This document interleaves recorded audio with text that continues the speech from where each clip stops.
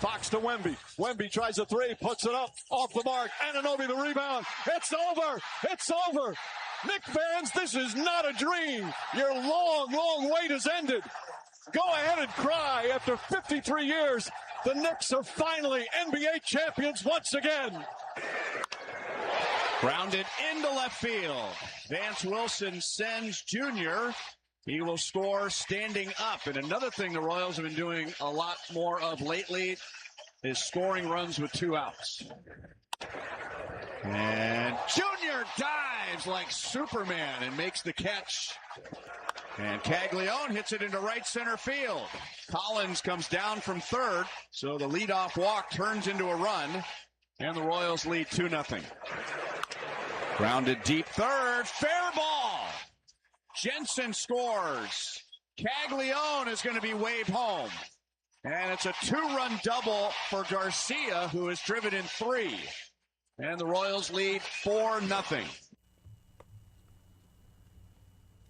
All right, a Monday edition of The Zone right here on Sports Radio 810 WHB. Jason Anderson with you. Sterling Holmes, Michael Darcy heading up until 2 o'clock the next 4 hours. 2 hours from now, we'll talk with Joel Penfield, One Royal Way podcast. Hang out with Mick Schaefer in the 1 o'clock hour, KSHB 41 Sports Director. We got Learn Funniest Best today in the 1 o'clock hour as well. A lot of stuff to get into and talk about today. We'll talk some Kansas City Royals baseball, from what happened over the weekend and what it means moving forward over the next 6 weeks of baseball. All-Star break coming up a month from now, and decisions that have to be made for J.J. Piccolo in the front office. We'll talk about that. Friday night's U.S. win over Paraguay. The Knicks win on Saturday over the Spurs. Wemby's overall loss in his reputation. The Big 12 looking for a win in court. And many other things to get into and talk about. 913-912-4810 is the text line to join us. 913-912-4810 text line to be a part of the show, part of the conversation. This was a sort of interesting weekend for me because I show up on a Monday and, I was texting with you guys this morning talking about things to discuss today. And one of the things in talking with you guys was the fact that this was a weekend that I watched as little sports as I've ever watched in a weekend. We were in a travel ball tournament this weekend down in Arkansas, and so we've got tournament games, and outside of that, people are at the pool, we're going to dinner, the families are hanging out, sports are happening, and the only thing that I watched over the weekend was the U.S.'s match on Friday night because we were there in the hotel lobby and they had a TV there, so the families were sort of hanging out while we were watching the U.S. dominate Paraguay.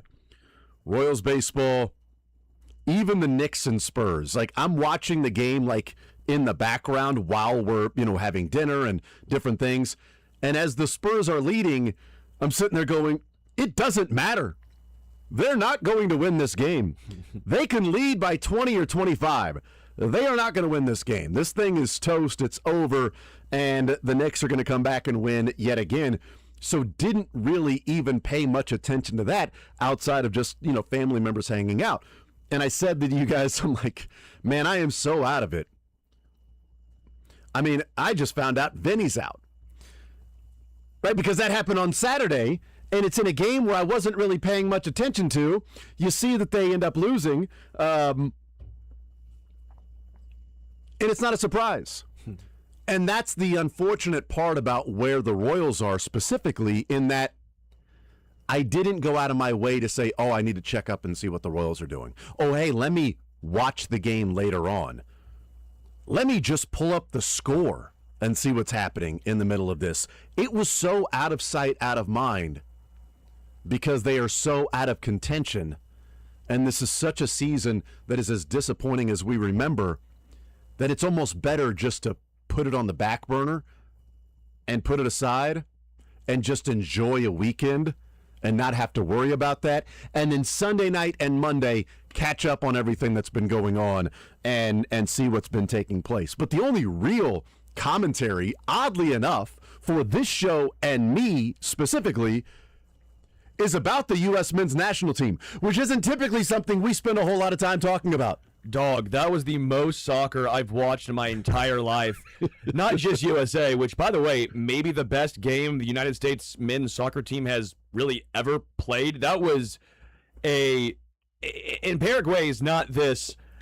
I saw some people be like, well, is that just like a D2 school in college football? I go, no, that they beat up on, was it Brazil? What was it, Argentina? They're ranked like number 41 in the world, but also they've given up 8 goals in their last 12 matches, and the U.S. scores 4 on them. Yeah, no, that to me says way more about the United States than Paraguay. I think the United States just gave this entire country a lot of faith and hope moving forward.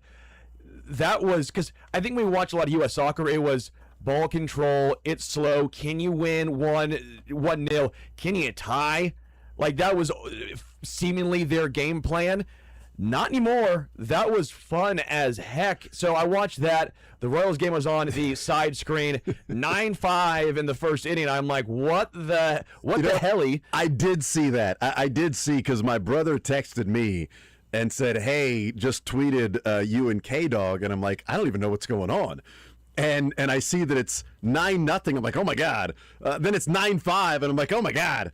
But that was really the last of watching that. So even that taking place, and then blowing the game on Saturday, of course. Yeah, and then Stephen Kolek doing Stephen Kolek things yesterday. Like, it's like those 3 games over the weekend, Sterling. Like the Royals being on like the other TV, right? Not the main TV, the other TV. Like those 3 games are sort of encapsulations of this year. Correct. In that you have a rough game where the offense was scoring, but the pitching gave up too many runs for the offense to overcome.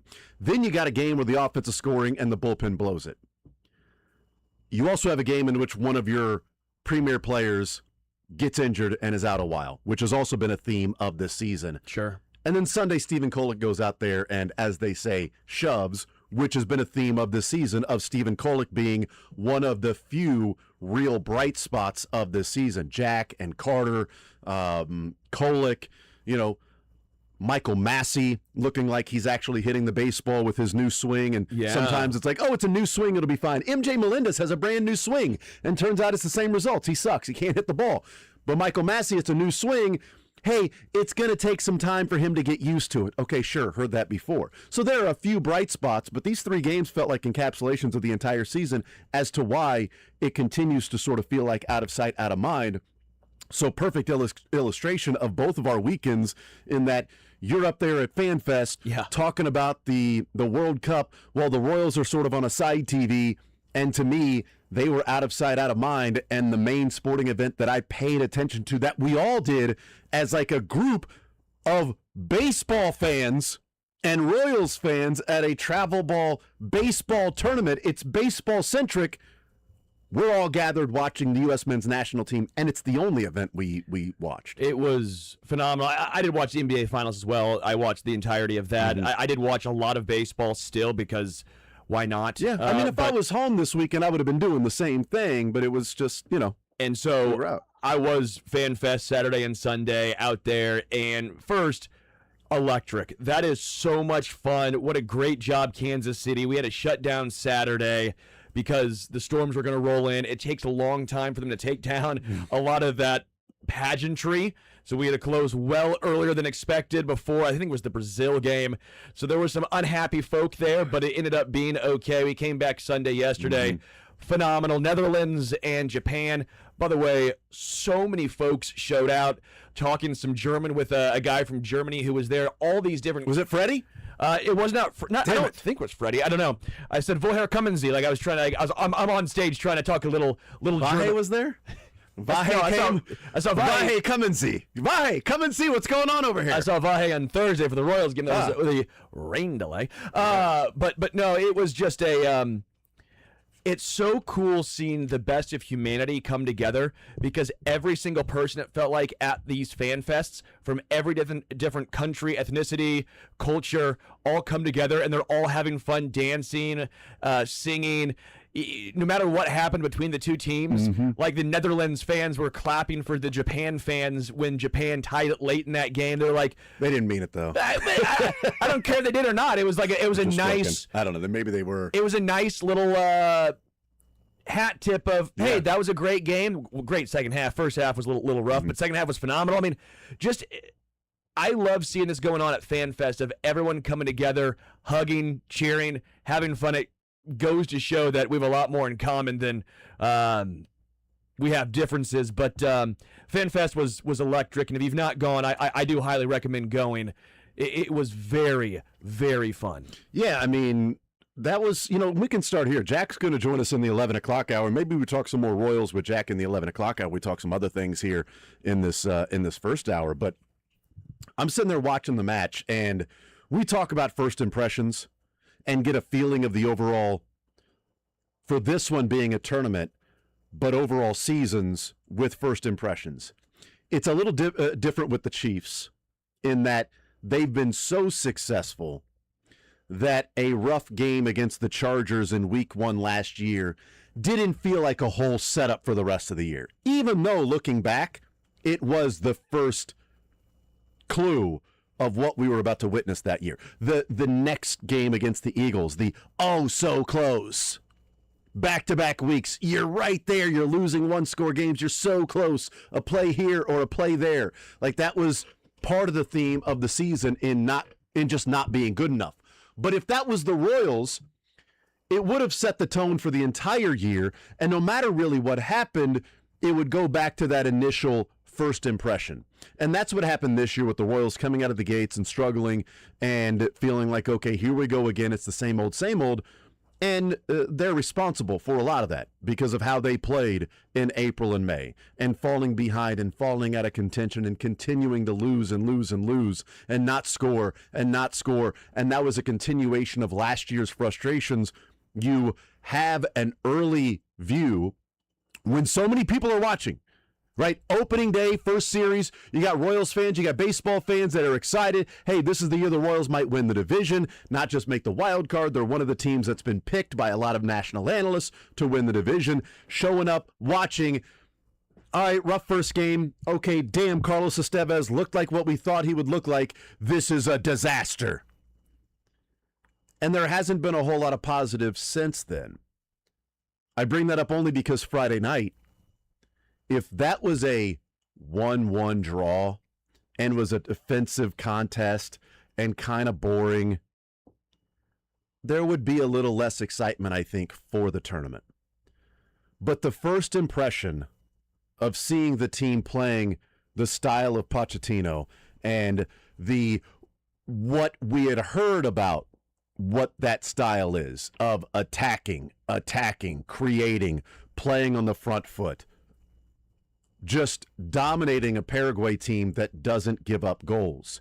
And you had chances after chances after chances, and it felt so often in watching the U.S. men's national team, not from an expert perspective or somebody that watches a lot of soccer, not like a Nate or a Jake that understand all of the small little nuances of things. Like when we watch football, understanding like a 2-yard or a 3-yard run that might be just simply mundane to people that don't watch a lot of football, but understanding what the bigger picture may mean for that particular series or what it means for the next play or the next play or the next series. Whereas some of those things happening in soccer that I don't really pick up on, but just watching it take place. And I think there are a lot of people like myself, like you, that watch it from a bigger picture standpoint that don't have some of the smaller little intricacies of what happened. There are plenty of diehard people too. So it's not that, that's mainly how people are watching it. But from my personal perspective, how I consumed the game was it felt so different from all of the other World Cup teams we've watched with the U.S. men's national team, because so much of those games felt like 15, 20 minutes of a buildup for one moment. Oh, that was the moment they missed it. Okay, here comes a corner. Maybe this is when you get a chance. Maybe this is the moment on this corner. Here's an opportunity. Let's see what they do. Didn't get it. Son of a... Oh, Tim Howard, save. Tim Howard's keeping you in the match. He's giving you a chance. Here's a moment. And Friday was just attack and chance and chance and shot and chance and winning the ball back in their possession and keeping in their side and keeping possession, constantly attacking, constantly, and individual players creating moments for each other and attacking on the front foot. Like, I was thoroughly entertained watching that match. And it wasn't just because I was watching it because it was the U.S. men's national team. And that's why I was watching it as intently, obviously. But it felt so often watching a U.S. men's national team that you almost felt like you needed a little fortune to fall in your favor for you to win. It was almost like back in the day when Zach Greinke would go out and you go, he better give you 9 innings and it better be a shutout because if he gives up one run, this game's over. Yeah. And that's what it used to feel like. You're right. It used to be a case of they would get maybe 3 opportunities a game, and it's the 20 minutes build up to try and get this one shot, basically. Here comes a run. Here it comes right now. Sometimes it worked, sometimes it didn't. But Landon Donovan, he got it. Oh, my God, that was amazing. This felt different, and Paraguay felt confused by no answers. This is not what United States typically plays soccer like. Can you imagine being a Paraguay fan at that game? Oh, that'd be tough. Just like that would be so annoying just to watch your team not have possession. And I know they aren't a team that plays with possession a lot, but watch your team 65-35 just get dominated and constantly having to play defense and get another stop and then you get possession and then U.S. wins the ball back. Like, that would be so annoying. And it had felt like I've watched the U.S. men's national team play that style before. This was just a very, very enjoyable game to watch. Again, you never know what's gonna happen, but with the United States playing on, home turf, if you will, I get it's not. There's not like it's not like you're playing in Arrowhead and you're the Kansas City Chiefs. So or it's a Super Bowl and you get your play. Tampa Bay playing in Tampa for their Super Bowl, right? But you're still playing in your country. You never know how that pressure is gonna react. We talked about the Knicks when they had their first home game, and it almost felt. The moment almost felt too big early in that game in New York. I was nervous that would be the same thing where the United States would almost pucker because they go, oh, man, all these fans, we're home. We have a great chance. Our group feels winnable to move on. Would they have too much pressure on them? Well, now this takes all the pressure off you. And maybe you can say, hey, well, now we use something like this. Now this is expectations. Sure. But now you've shown yourself you can do this in front of the home crowd. I don't know, man. I'm so excited moving forward for the United States soccer, and I don't know the first time I've really ever felt like that. Well, and it felt like there was a lot more freedom and a lot more space. Like, so often I would watch a World Cup game with the U.S. men's national team, and it felt like they were playing a man down. Like, it just felt like it was just no space for them to work in. And on Friday night, it felt like they were playing a man up. Like, it was just constant domination, space everywhere to work. And, doing some of the research as I can, and, my soccer buddies that are experts on that and watching all of it, the Nates and the Jakes of the world, but, some of my closer friends that cover the sport as well. And I'm like, reaching out on Friday, I'm like, is this a Styles makes fights type thing, and that's why it looks like this? Or is this Pochettino and what this team will be? And essentially, what I took away from that is many people have questioned Pochettino's tactics because being that attacking constantly will eventually wear your team down. And over the course of a longer season of 60 matches, etc., players break down, they get injured, things like that. But in a tournament of 8 matches, that's not an issue.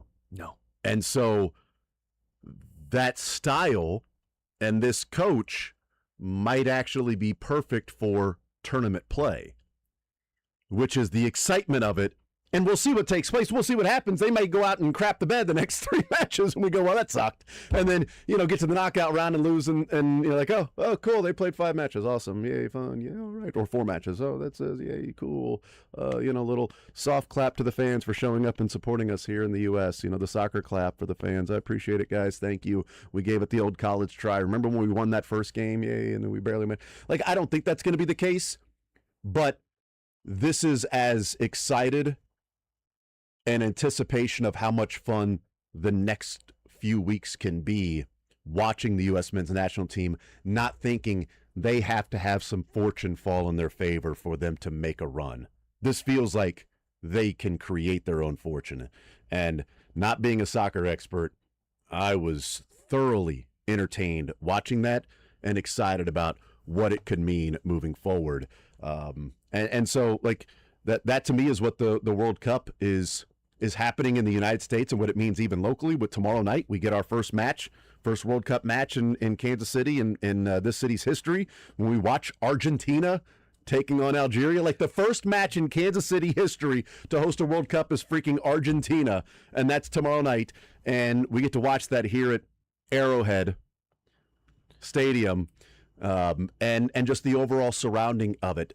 And it could not have come at a more perfect time in the area, because Chiefs are silent for the next 6 weeks, and the Royals have been silent for the last 6 weeks. So, I mean, it's a perfect time to embrace what's going on across the world and embrace the next 4 matches that are going to be here tomorrow, this weekend, a week from Wednesday or Thursday, and then that Saturday with Algeria and Austria wrapping up the 4 games in pool play here in Kansas City before the 2 in knockout round. Well, I think it's so cool. I even this morning driving into work, I'm seeing Argentina fans and people amazing. from Argentina, because I live in OP, and by the convention center, I'm starting to drive into work, and I'm seeing people just walk around, and it's just such a really cool feeling.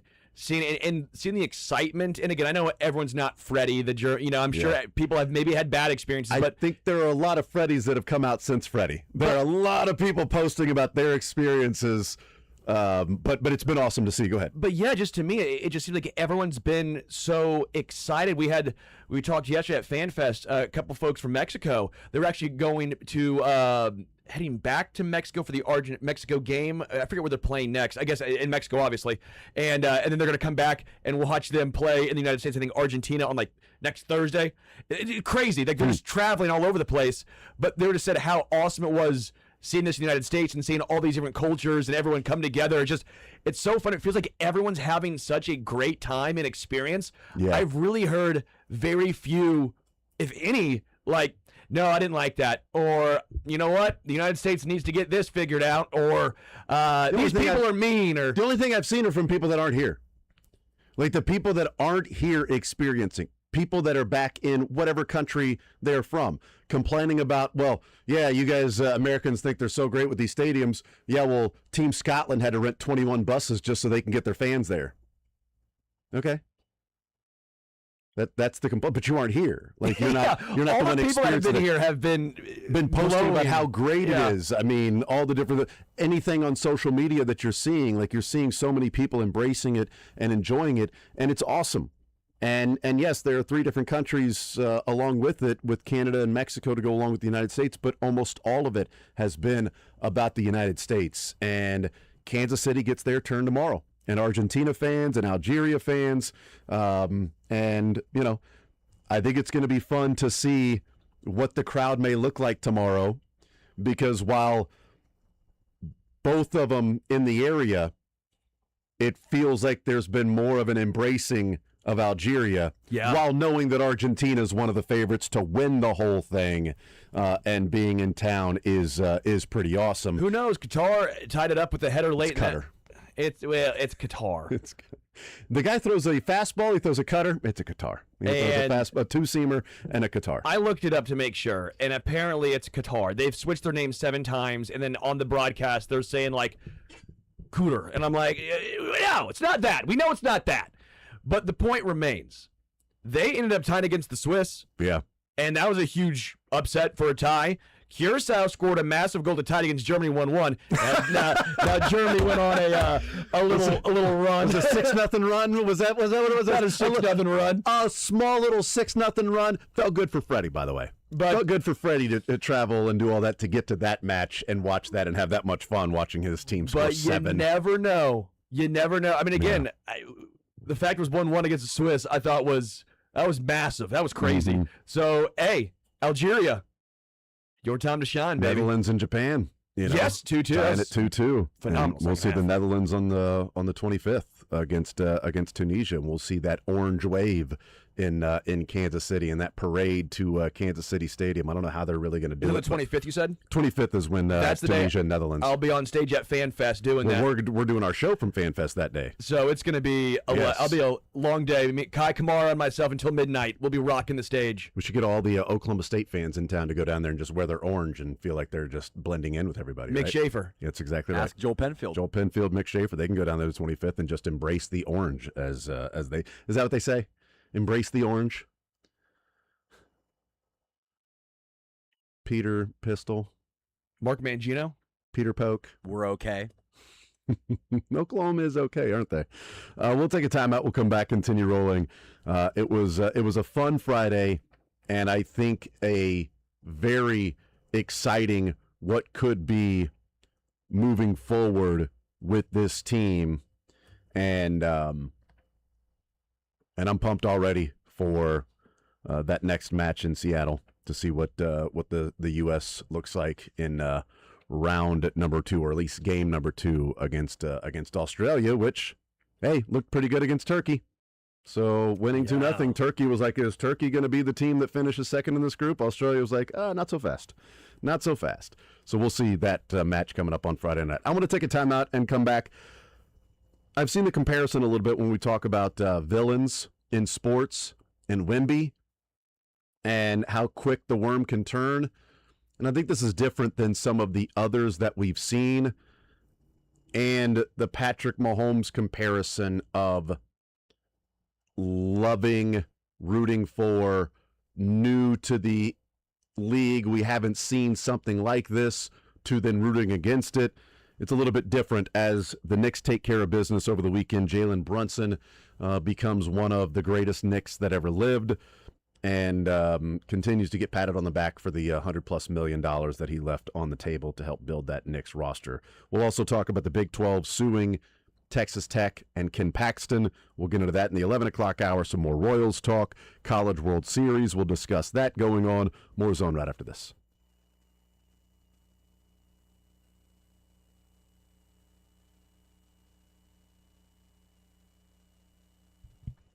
It's the biggest stage in the world, and let's be real, Kansas City is part of this massive stage. And guess what?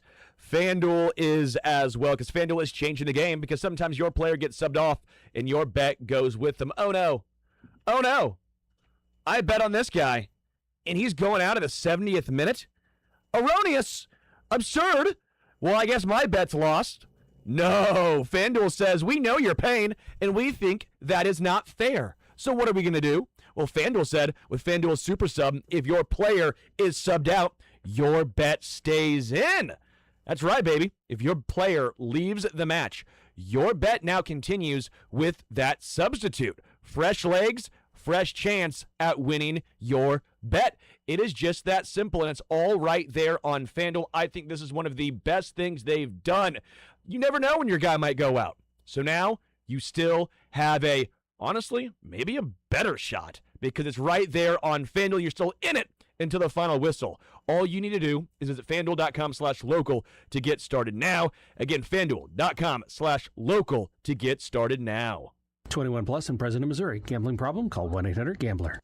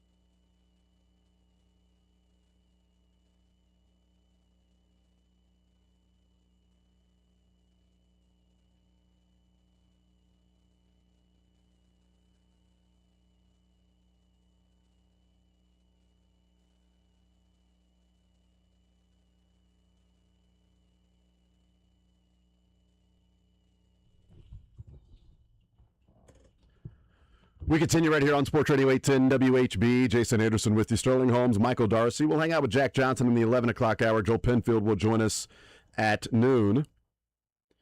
Tex says they should have won 6-1. They hit their other opportunities, but it's game one, so it should get better. Tex says we need to get Freddie on the line, get him to KC. I think everybody's trying to get him to their city. Yeah. See what Houston did for Freddie? I mean, J.J. Watt, like this guy went from having a budget trip, as he said, went from trying to find a way to follow Germany on a budget to now staying at like a premier hotel with all of these gifts and saying, I'm not sure how we get this stuff back to Germany. Like, how do we get the stuff back? All of the stuff that we have been given, how do we get it back? Because we weren't planning on this. Again, we came here on a budget, and now everybody is just showering us with gifts.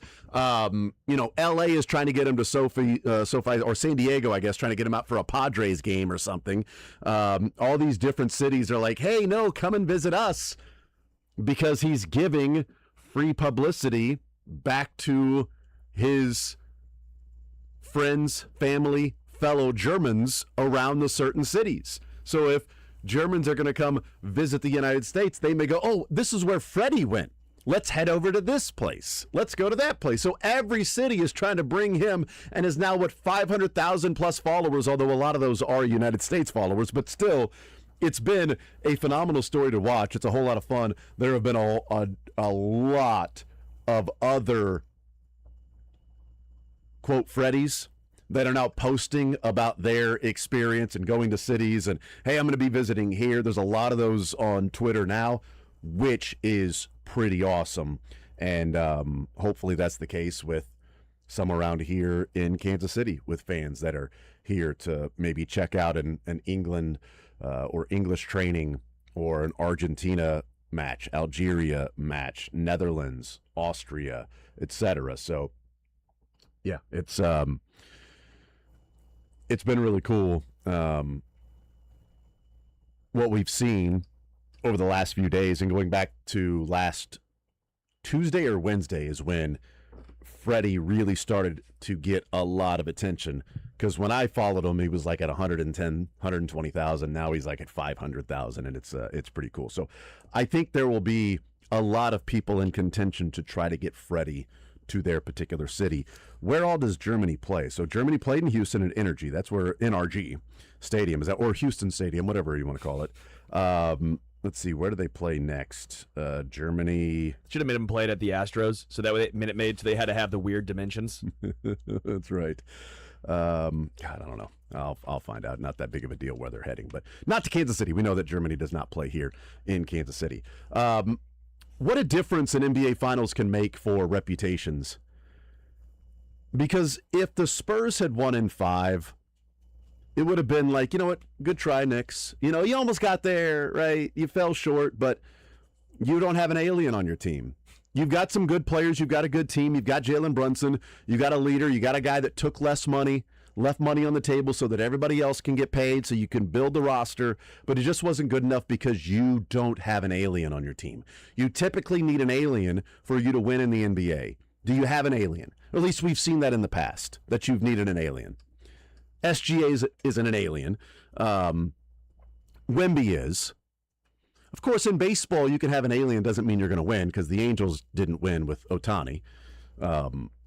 Sometimes just having that doesn't necessarily mean you're going to win. And sometimes just letting the other team do dumbassery time and time again matters too. Just saying, hey, De'Aaron Fox, it's De'Aaron Fox time. De'Aaron Fox. I know. He was brutal since game 2 on. I mean, he was unplayable. Game 3 is when he had his moment, when he had a couple of big shots late. That was game 3, but that was kind of it, because game 4 and 5, he was unplayable. He was the worst player on the field. I know it was rough. On the floor. Stephen Castle wasn't great. Castle struggled in this particular game. Yeah, this game, but not the series overall. But agreed. And Dylan Harper was outstanding. And for some reason, Dylan Harper's great, but De'Aaron Fox keep jacking up shot after shot, turn the ball over, and God. I know.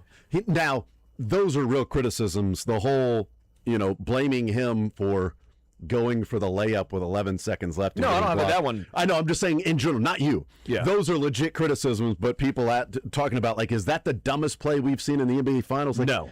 Do you want to get fouled with 9 seconds left and have to shoot free throws? Or lay it up or dunk it or whatever, finish with 11 seconds left and be up 3. So, people aren't examining that part of it.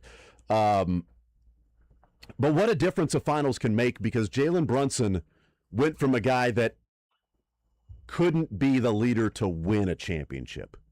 The Mavericks didn't want to pay him the money. Of course, they've done that with a couple of different guys. They've just been dumb. That's just the Mavericks. The Knicks get him, and it's like, yeah, nice player, really good player, but not a player that's going to be able to win you a championship.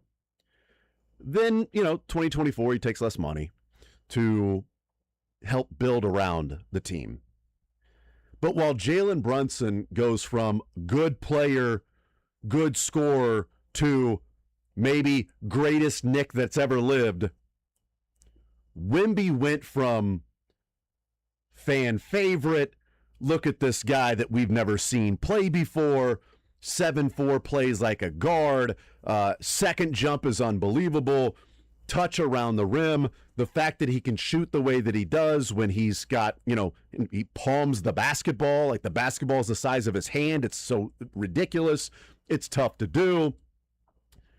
And he went from that to, man, this guy's just kind of an AH, just kind of a D-bag. And went from, oh, this is great to watch this sort of new style or new play that we haven't seen, to how annoying. And the immaturity certainly shows. He's 22 years old, so there's immaturity that comes through.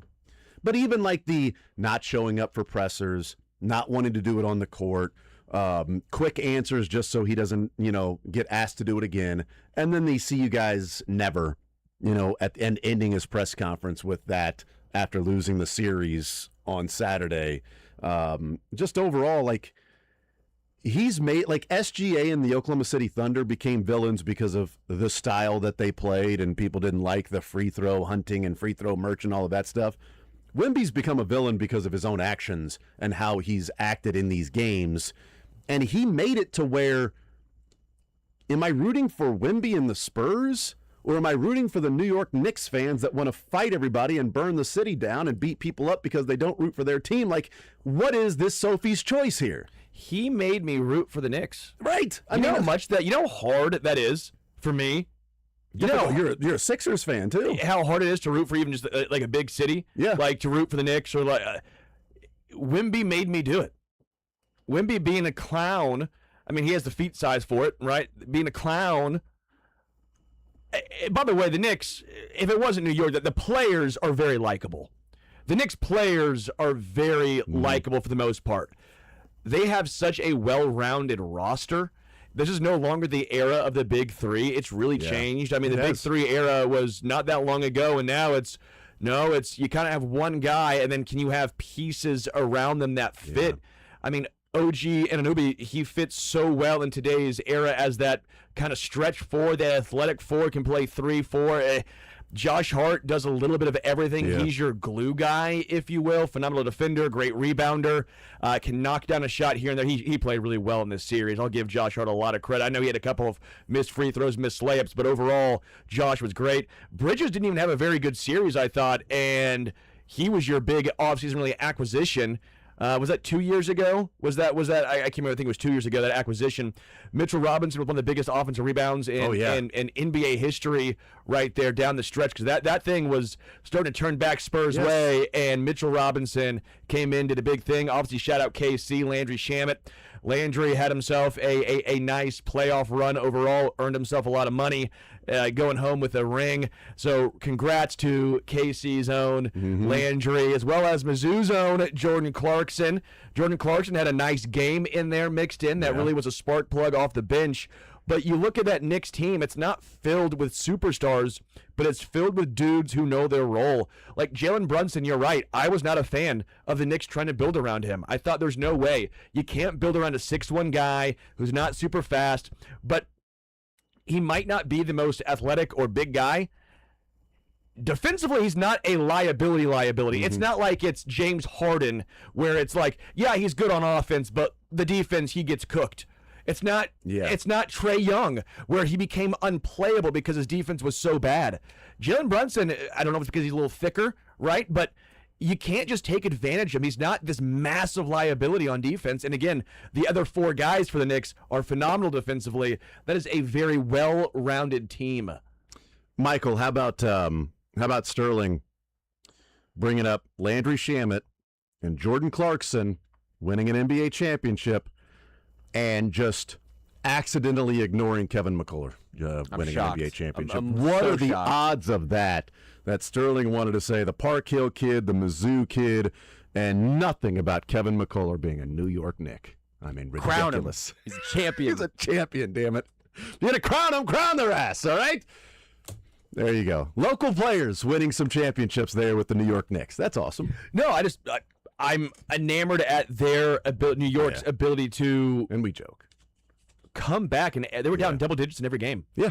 And it didn't matter. It was just a really well-played series for them. The Spurs, obviously, they have a lot of building to do. I do think that they need a point guard, but their point guard they signed to a massive deal, De'Aaron Fox. Yeah. You look at the contract, no one's taking that on, and you're stuck. You see some rumblings of Harper being a little unhappy after the game, saying, hey, I don't blame him, but you're right. I think the big story is still Victor Wembanyama, who was heading to be the face of the NBA. Yeah. And now you're sitting here going, man, he kind of seems like a bleep. Well, it was, heading towards the Mahomes treatment, and from a different perspective. When the Chiefs won the Super Bowl in 2019, made it back in 20, looking ahead to that 2022 offseason when the Chiefs traded Tyreek Hill, what did the rest of the AFC do? They went all in. They invested in defensive ends and cornerbacks and ways to stop Patrick Mahomes. Like the league, the AFC went, how do we beat the Chiefs and Mahomes? We're going to build to stop Mahomes. And the rest of the league doesn't have to say, we've got to go out of our way and completely revamp, how do we build to stop Wemby? If we're going to win a championship, it has to be our team has to go about figuring out how to stop Wembanyama. They don't have to do that. It's go be a team and also get to the fourth quarter and let Wembanyama not be good. Yeah. Turn the ball over. Give up an offensive rebound. Not hit free throws. Phenomenal free throw shooter all playoffs long, and then the fourth quarter comes around. Until the fourth quarter. And he was bricking them. Yep. Even the one that went in didn't look normal. Yep. That looked like I don't want to be here right now. Yep, absolutely. We'll take a timeout. We'll come back. I do think we're going to do it at some point today. There is a Mahomes comp that I don't see with Victor Wembanyama. We'll talk about some of those things and more. We'll take a timeout. We'll come back. More Zone next.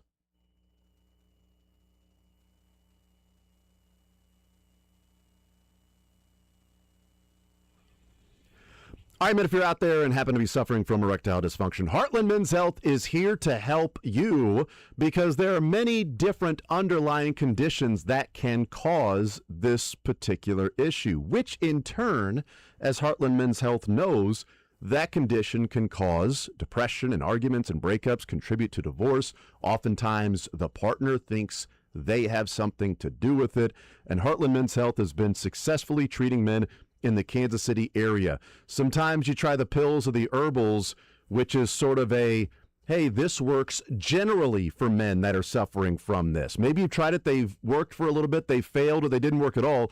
Heartland Men's Health has success with their treatment rates well over 90%. Schedule a consult with Heartland Men's Health today. Your initial visit, it's only $99. That includes a medical consult with a licensed medical provider, a T and PSA test, and if medically advised, a test dose.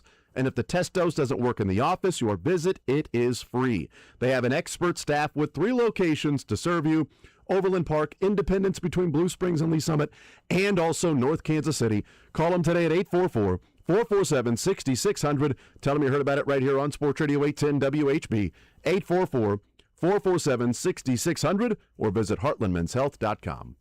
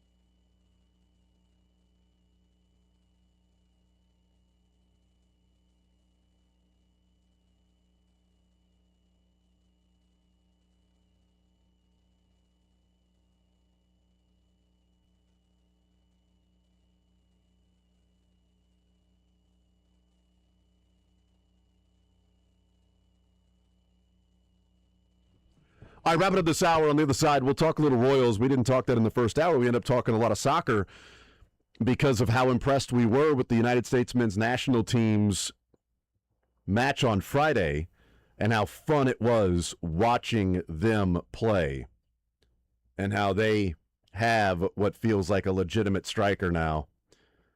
And I'm loving, I know 4 years ago they had the nickname with MMA, but I love the new MMA with McKinney and now Malik, along with Adams, and that midfield and how freaking awesome they were in the midfield. And just allowing, like, Pochettino just allowing his players to go and create. Like, Pulisic, like, there's not even talk about, it wasn't Pulisic save us. It wasn't Mahomes save us.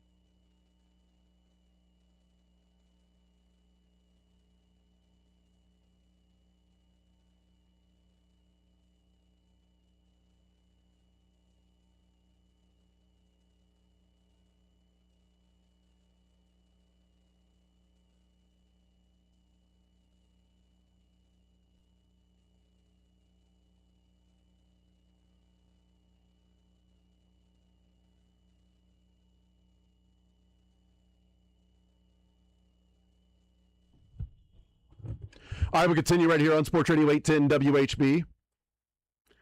Day 5 of the World Cup going on. Starting right now, Spain taking on Cape Verde. Where is Cape Verde? It's green. It's a green cape is what it is. It's just, if you walk around with a green cape, you are technically Cape Verde. Wow, looks very pretty. I bet it is. Typically when things are named Cape, it's probably pretty. It's among... Wow, it consists of 10 volcanic islands. Okay. How about that? Good for them. Is it a very green scenery? The pictures, originally, it became independent in 1975. Okay. Wow. Great. It remains one of the most developed and democratic countries in Africa. How about that? Very cool. So Spain is one of the favorites to win the World Cup, taking on Cape Verde right now. 2 o'clock, Belgium and Egypt. Oh my gosh, their population is 491,000. That's not that many. That's very small. Yep, that is good very for small. them for having enough people to make it to the World Cup. Well, I mean, it's all they play. I'm just being a total American. I enjoy learning about different countries. Like, I don't know why I'm during the World Cup.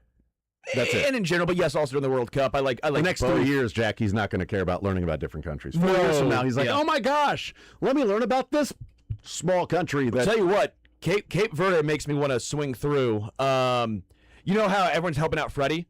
Yes. How about Cape Verde help out Stu? Yep. Like Stu Verde. Stu Verde. I'll go travel. Green's my favorite color. Is it? Yeah. Just from the money. Belgium and Egypt at 2 o'clock. Saudi Arabia taking on Uruguay at 5 o'clock. And then Iran taking on New Zealand at 8 o'clock tonight, with Group H and Group G playing today and then tomorrow, where the Kansas City is hosting the first match with Group J, Argentina and Algeria, tomorrow night at 8 o'clock. That should be a lot of fun with two teams that have a lot of following in fan base. Argentina overall, and locally now, especially in the city of Lawrence, that is turned green. By the way, somebody did a Jayhawk with the Algeria colors and flag on like the breastplate of the Jayhawk. And it's one of the cooler emblems and logos I've seen. And I'm like, you know what? That's pretty perfect for what's going on in Lawrence with Team Algeria right now. So there'll be a lot of people that may be split rooting interest tomorrow night. A lot of Argentina fans, Messi fans, and then, of course, Algeria and what that has meant for the city of Lawrence and embracing them. Jack Johnson's hanging out with us until noon. We'll talk with Joel Penfield coming up at noon. But, Jack, one of the things that I talked about at the beginning of the show was this was as ignorant of a Monday show that I've had from sports over the weekend, because we were down at a travel ball tournament in Arkansas. We've got the families and the kids hanging out at night. We got the games during the day, the families, dinner and hanging out at night, then the bracket, and then we drive home. And literally the only thing that I watched was the Friday night U.S. men's national team. A little bit checking in on the NBA Finals in Game 5, but it didn't even bother me that the Spurs were winning, because I was just like, the Knicks are going to come back and win. This thing is over. It's been over since Game 4 when they could not hold on to a 29-point lead. But I think it's also indicative, Jack, of where we are with the Royals, in that I get a text from my brother about this is a record for all these pitches and things in the first inning, and I went, oh, that's right, the Royals are playing. So then I checked in, and it was 9-5, and I thought, oh my God, that's amazing. But I still didn't watch it. And then Saturday, what we typically do is when we're playing games, I'll have the Royals game on, my phone along with Game Changer, and just, I can go and see what the Royals score is or check that, or I'll check in on it after the game is over. And I didn't do that on Friday or Saturday or Sunday. And it wasn't until Sunday night. This is how out of it, Jack, I was. It wasn't until Sunday night that I found out that Vinny was hurt and on the IL and left the game on Saturday. And it was such a feeling to me of where we are with the Royals, and that there's so much on the back burner now that throughout the season it's going out of your way to watch. But also a little bit, Jack, this week in these 3 games. Friday night, your offense is there, but your pitching staff doesn't do enough. You get hit around early. Saturday, your bullpen blows it. Sunday, Stephen Kolek goes out there and deals. It's kind of been the theme of this season so far. What do you make of what we're watching now? And I guess the question that I've had, and I think a lot of people are wondering, is Vinny's hamate bone the final blow for this team to maybe we don't have to keep fooling ourselves and thinking there's some run and contention right around the corner? Yeah, it's just kind of apathy at this point. Yeah. I mean, it's really hard to get excited about anything that they do because they're so far below 500. And we can sit here and discuss the weak American League, but so is every other team that's much higher in the standings than the Royals. I mean, is it possible that you can go on a run when you've got all these starting pitching injuries, when you've got all these guys struggling? Your bullpen is an absolute mess. The guy who's closing out games for you was a reclamation project that hadn't pitched more than 15 innings in the last couple of years. Like, there's just so much going on where we can fool ourselves into still believing there's time. They might have a run at some point in the summer where you're really into it. And it's, they've won 7 in a row, this and that. But the likelihood they sustain it is so incredibly low because of these injuries, because of the struggles they've had. And now for me, it's more so about, well, what can you learn about yourself, your organization, the rest of the way? I believe that the question we've been asking ourselves for the better part of 5 years has been, when is Salvador Perez going to play his way out of the lineup? Like, when is he going to finally have father time catch up to him? Because for years it's been, well, we're not even worrying about DH or catcher because we're putting Salvador Perez in there. Or you've had your questions about Kyle Isbell. You know, can he be an everyday center fielder? You've had your questions about guys like Michael Massey and Jonathan India and certain guys in the bullpen, certain guys in the rotation. What this now needs to become is a very harsh grading second half of the season. I'm not going to pay attention to the standings probably at any point the rest of the way unless they do win 10 in the row at some point. I don't care what other teams do. I don't care what the wild card race is like. I don't care about anything like that because the reality is they're not going to go on some tremendous run to turn themselves into a legitimate contender. That's behind us now. The amount of holes that are in this lineup, the amount of holes in the rotation, the amount of holes in the bullpen, that's not a playoff caliber team. And now what you hope happens is they go to the trade deadline and they are honest with themselves. They can say, yes, we believe we can compete next year, so let's make moves to better us, but let's stop fooling ourselves like, well, we could still get 190 innings out of Michael Wacha and a sub 3.5 ERA. We can still get 180 from Seth Lugo and a low 3.2 ERA. The best of those two guys is gone. You're not going to get what they did in 2024. That's just baseball. It's what happens. You need to start worrying about how you can develop guys that, without question, will be there next year. And another question you're going to have to answer is, well, what do you want to do with Daniel Lynch? To me, I think it's pretty obvious. This last month and a half, I'd put him in the closer's role, increase his value, and trade him.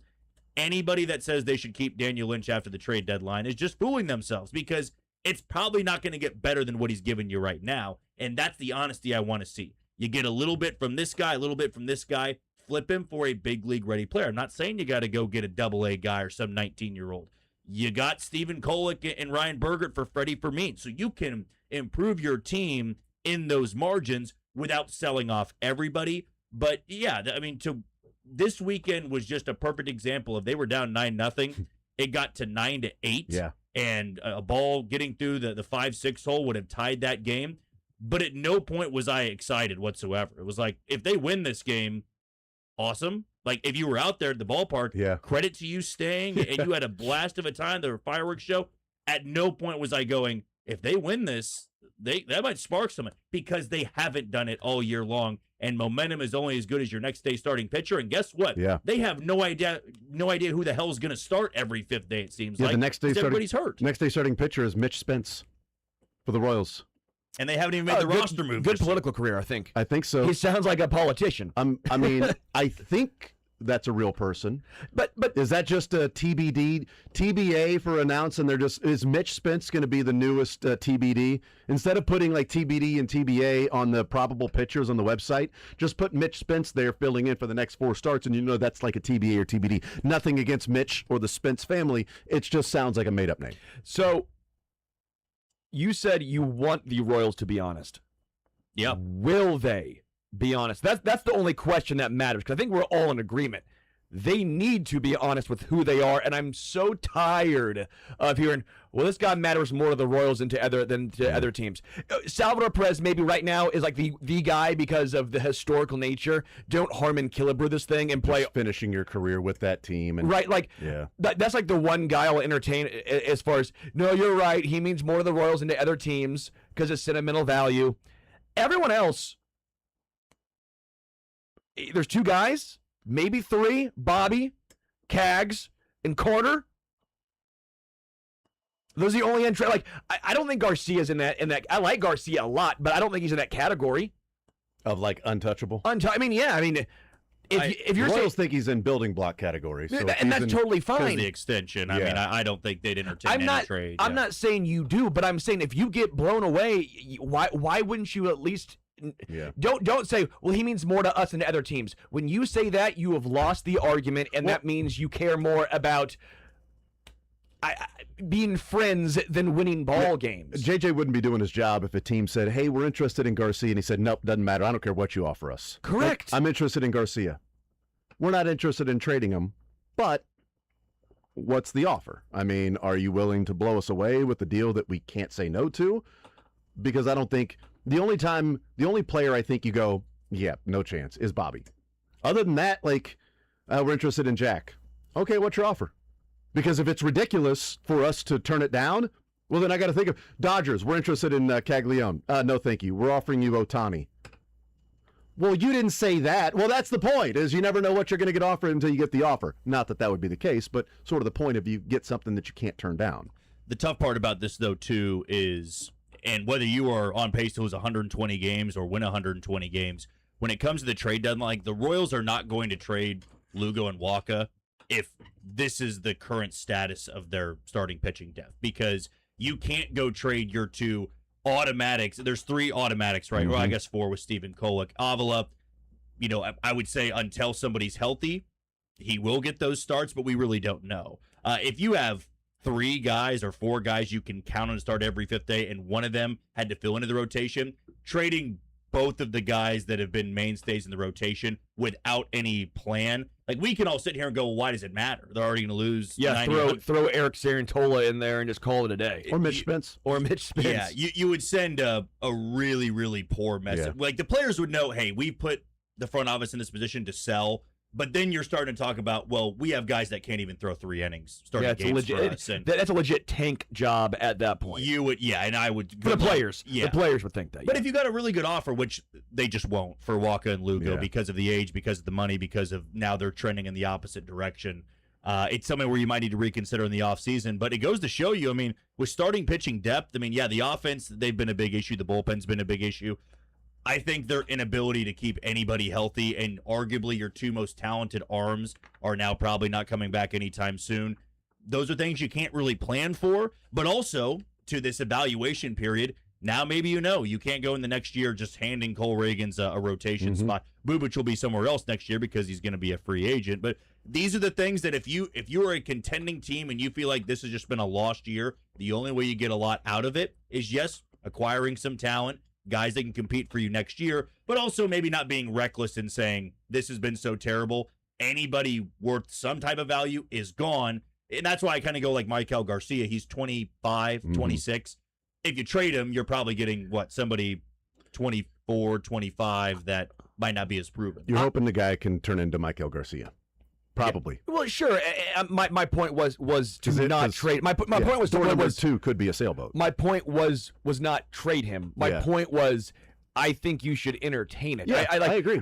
My point is not sitting here going, you need to trade him because this year's bad and let's blow it. No, I like Garcia. I think there's a lot of value. I think that even in a year like this is probably more or less who he is versus last year. I keep thinking last year is maybe more of the outlier season, and this Royals organization has built this team based on outlier seasons. As I've mentioned time and time again, they've built this based on, well, Bubic was an all-star for 20 games. Well, Cole Reagans was a top 5 Cy Young guy 2 years ago. Well, Lugo was a top 5 Cy Young guy a couple of years ago. Well, everything has been outliers, and that's how they built this team. But if someone gives you a lot of value for Garcia and you don't trade him because you have the same philosophy that I think Dayton had, which was, well, he means more to us than to the other team, then you're doing this team a disservice. Well, I think this is going to be a pretty decent litmus test over the next 6 weeks of how serious JJ is about, when he took over and said, we're going to be more transactional. It's going to be more transactional, more transactional. Well, I mean, last year they didn't get what they wanted to for Lugo, so they signed him to an extension. The offseason didn't get what they wanted to from Reagan, so they turned down trade offers and they moved forward. They traded Angel Zerpa. They traded Fermin because they had Carter Jensen ready to go. But is that the definition of more transactional, is when it's convenient to trade somebody? To me, more transactional is, okay, we're going to listen on Waka and Lugo, and maybe we don't get 100 cents on the dollar for that. But being more transactional is, can we make our team 10%, 5% better the next few years than what we have the opportunity of doing, and realizing what the max value is. Because last offseason, probably Cole, or at least the offseason before that, was max value, it seems like, for Cole Reagans. Chris Bubich, max value is not there right now for what you could get from Chris Bubich, and that may be out of their control because of the injury that took place before the trade deadline anyway, and then the offseason with him not pitching again, and then coming into this year with an injury, they didn't really have an opportunity with max value for Chris Bubich. But that's where I wonder about a guy like Stephen Kolek. Like, if somebody calls about Stephen Kolek at the trade deadline, are the Royals going to go, nope, there's team control, we found something in Kolek, we're going to keep this guy because we can't move him, and then he becomes like an also-ran next year, and I was like, wow, that was a really good run for Stephen Kolek when he had those 10 or 11 starts, and maybe you get something out of him, but you didn't, and you held on because you weren't willing to be a little more transactional. You weren't willing to lose a trade so that you can make other trades that you may win in the long run. And I think this is a decent test to see how quote-unquote transactional JJ is willing to be when he said that, taking over, and that we're going to be a more transactional organization because that's how you're going to have to be able to build and move some pieces around. And they haven't really done that outside of the convenient trades. No, it's always, the last couple of years, it's been trading and trying to upgrade at certain spots. Last year, they weren't in a great position postseason-wise, certainly not as good as they were in 2024, but they decided to upgrade. They got Mike Yastrzemski, they got Randall Grichuk, they got Kolek, and they got Bergert, and they tried to improve the team without giving up a ton. This year, you won't be giving up a ton in terms of your farm system, but you do need to be looking into guys that could get you an everyday player for next year. Like, will Chris Bubich get you an everyday player? Well, probably not at this point, because I don't know if he'll be healthy, and nobody's going to try to go out there and acquire somebody who may or may not be ready to go. Same goes for Cole Reagans. To me, there's guys on expiring contracts, like John Schreiber is probably going to be gone. Somebody like a Lane Thomas is probably going to be gone. See what you can get for him. Starling Marte, I'm sure, will either be DFA'd or flipped for whatever you can get for him.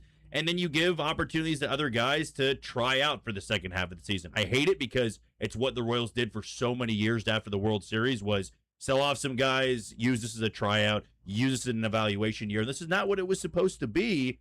And really it comes down to the rotation, because that's where their meat and potatoes are. That's what every team that looks at the Royals wants, is guys like Michael Wacha, guys like Seth Lugo, guys like Noah Cameron, Stephen Kolek. I mean, with Kolek, he's going to be 30 next year. So is that somebody where you go, is it really going to get much better than this? Yeah. But if you do trade him, then you got to ask yourself, well, what's our plan for the rotation next year? Because I'm certainly not going into it just handing Cole Reagans a spot, unless he honestly is the 3 or the 4 in the rotation. I'm not sold that Wacha or Lugo will be there next year. I mean, based on the way the Royals operate, they probably will be for the first half.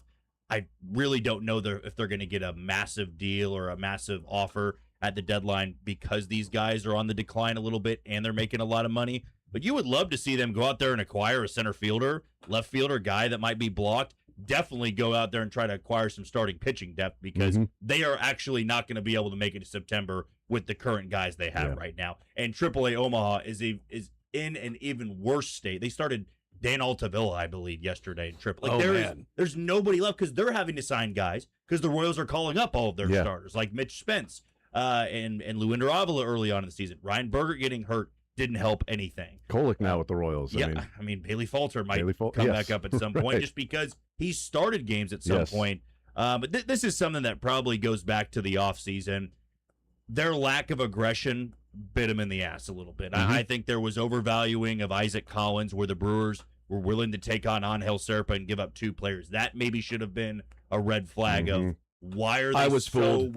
I was fooled because I liked Isaac Collins a lot. I like Nick Mears. I mean, Brewers fans weren't happy with it either. It was, for a decent portion of that fan base. They know ball. Brewers front office somehow understands the intricacies because they didn't win the trade because Zerpa's having Tommy John. No, but they do this so often where it feels like everyone looks and says, "What are the Brewers doing?" And then it works out, and they've done this time and time again. I think the issue the Royals have also run into is, well, now you can't even flip Erceg because he's been so bad. You can't flip Matt Strom, who was on a 1-year, $7.5 million deal left on that contract because you thought, okay, well, even if things go bad, you can flip Strom because people want a proven left-handed back-end reliever. Well, he's given up a home run. Was it 6 out of 8 outings? It's been rough. Somebody may probably because of the track record of but he's never thrown 90. He was throwing 94. He's throwing 90. Yeah, I agree. You might give up something to where what's the point of holding on to Matt Strom through the regular season and then he walks as a free agent? I agree, as opposed to okay, we'll take a AAA depth piece because we got to fill out our rotation at AAA anyway. My point was the point? You thought a lot of times those guys can bring back a small value and. Right. It wasn't going to be Chapman that you got Reagans out of it because everything has gone wrong this year on the pitching side and the hitting side of the everything side and outside of a handful of dudes. Yeah. I mean, Isbell was playing really well, and now he's out for maybe the season. And by the way, really well, he's now back to his career average of 651. He's averaging 651. That's his OPS is now down to 651. Okay, 651. But playing it, but still doing his job.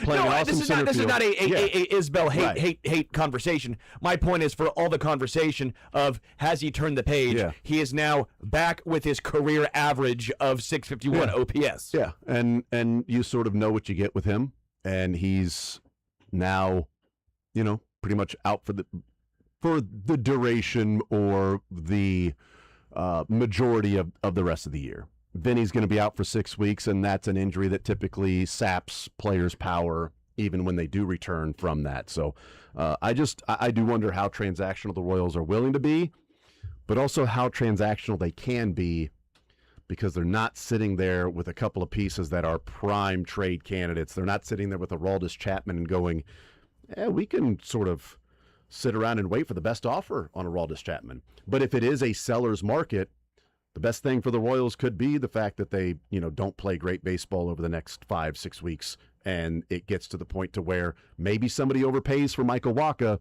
because of the consistency he offers you, and you only owe him $14 million next year. Where Lugo, you owe him $21.5 million next year, and then a $3 million buyout on the team option. So you'd owe him $24 million next year for Lugo, who's not having the season he did before he signed this contract at the trade deadline last year. Maybe Wacha brings back something significant because it's a seller's market and there aren't many teams that are willing to trade, and maybe not many consistent arms like a Wacha that's going to go every 5 days and give you pretty much a quality start. But to both your points, kind of along the lines of even Wacha and Lugo, this team isn't very young. Like, it's not like we're talking about a team that's super young and you're like, okay, but there's still the Carter and Cags and Bobby and Micah. And Micah. You have 4 dudes. Cameron Meisner, fun calling him up. What's he, 28, 29? I mean, Stephen Kolek, we mentioned it. We like Stephen Kolek. He's 29. It's not like this team is super young. It's not like the minors are just sitting here going, all these dudes are knocking on the door. They're 22. They're about to come up and blow the doors off. Yeah. They're all, what have we looked at? 28 is kind of the ETA for a lot of these guys. You're sitting here going, where is this team? Who is this team? Yeah, and that's the trouble you're going to run into is, and I think some of the, how old the team is, well, you've got Wacha and Lugo, being older guys. Salvi doesn't help, and now Lane Thomas and Starling Marte, like when you look at, Matt Strom and guys that have been around a while, but the core of this team that you're hoping to build with, is pretty young with the Bobby and Michael and Jack and Carter. Who's the youngest pitcher? Noah Cameron at 26? Yeah. Bergert. That's you would hope, but he's coming off Tommy John now. Obviously not Kolick, not Bubich, Reagans. But, you don't know what you're going to have in Reagans moving forward. He's not somebody you can rely on. Let's take a timeout. We'll come back. I wanted to talk about what took place in San Antonio with New York and just in a general discussion of winning a championship, because the Royals did this. The NFL doesn't have this except for playoff games and conference championships. We'll talk about that. The Royals have experienced both sides of what we watched on Saturday night. And from a fan's perspective, what it means. We'll talk about and explain what I'm talking about on the other side of the break.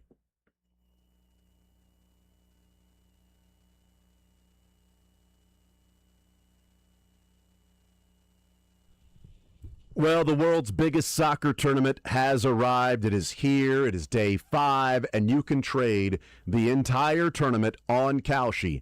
And on Kalshi, you can trade every match from the opening stage all the way to the final. And right now, currently, Spain in action. Heavy favorites for Spain. They were trading at over 90% to win the match. And because currently, 30 minutes that has gone by in this one, it's still 0-0. Spain now trading down at 84%. If they were to score a goal, that thing's going to shoot up. But with Kalshi, the great part about it is you're not trading against the house. You're trading against peers in a live market. As the probability changes, you can buy in and out of your position. Coming up tomorrow night, Argentina and Algeria. Argentina, the heavy favorites in that.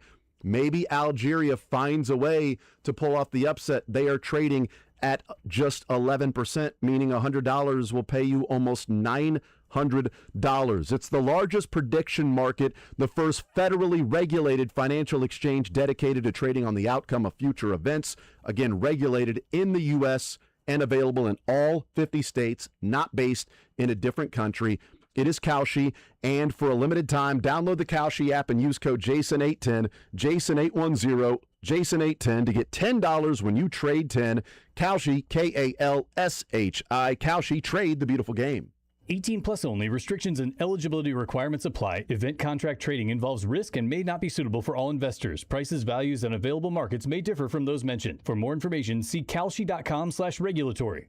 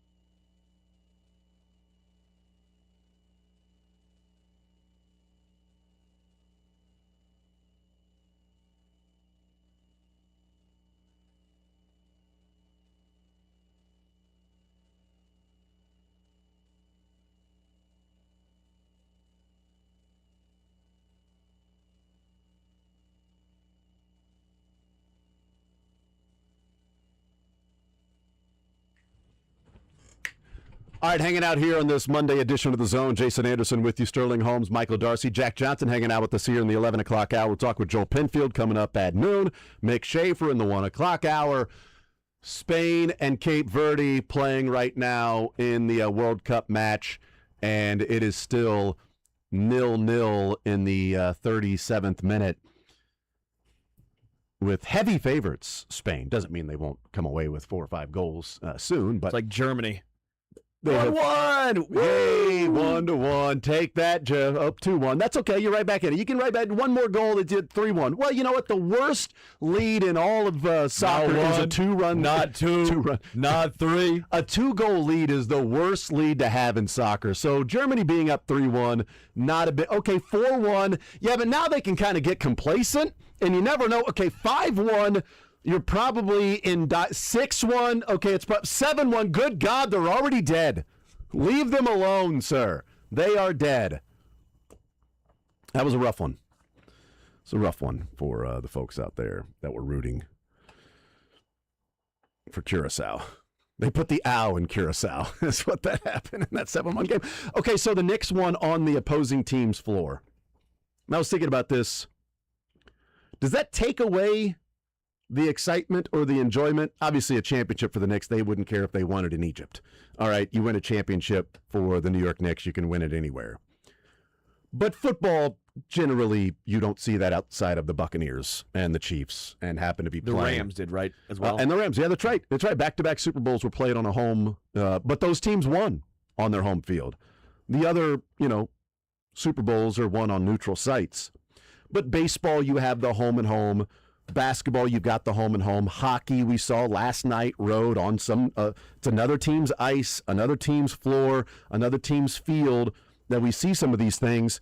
And I do wonder does it take away at all from that? Because part of me, looking back to 2015, and I was thinking about this because the Knicks had such a dominant, and it was almost like the games and the series kind of matched each other because the Mets, win Game 3 after the Royals go up 2-0. And then Game 4 is the dark night.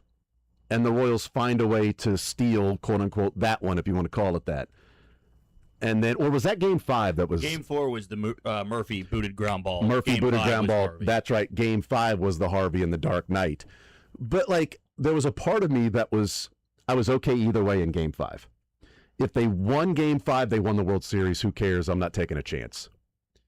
If they lost Game 5, well, you still feel good about them winning one of the next 2, and it's in Kansas City. And you get to see it at Kauffman Stadium.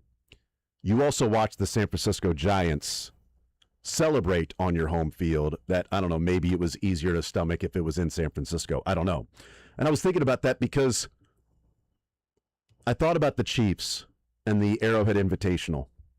But there was something really satisfying of the Chiefs holding that post-game on the stage press conference with Jim Nantz in Baltimore. There was something really satisfying about that because all the other AFC Championship games had been in Kansas City. But that one where you go to Buffalo and you go to Baltimore and win, I don't know that I enjoyed it more, but it was satisfying to see that happen in another team's building where they're all leaving and you're talking to the few assembled Chiefs fans that made the trip there. To me, it only matters if you're at the game.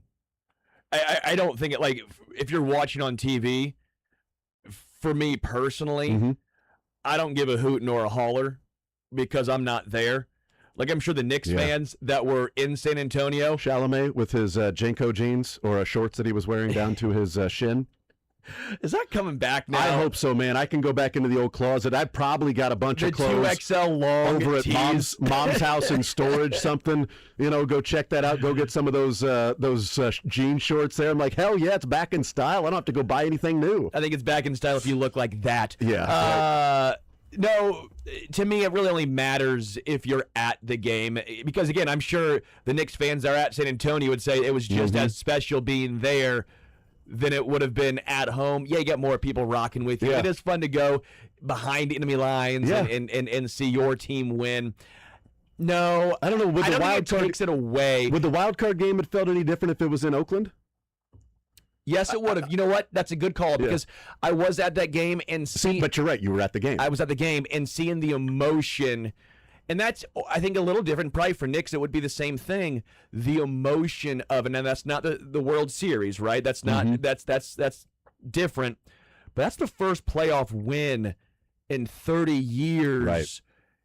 There was almost an elation that you can't replicate other places because it was such a long drought. Now, again, not a World Series, not an NBA championship, but that one playoff game to me did more for the city of Kansas City than almost anything else. Because, again, Sporting KC started it with when they won in 2013, the belief that, okay, you can win. But for the Royals, that wildcard game to me was the belief of, okay, they can actually do something here. Yeah, but being in Kansas City felt more special than if that wildcard was in Oakland. It did. I don't know.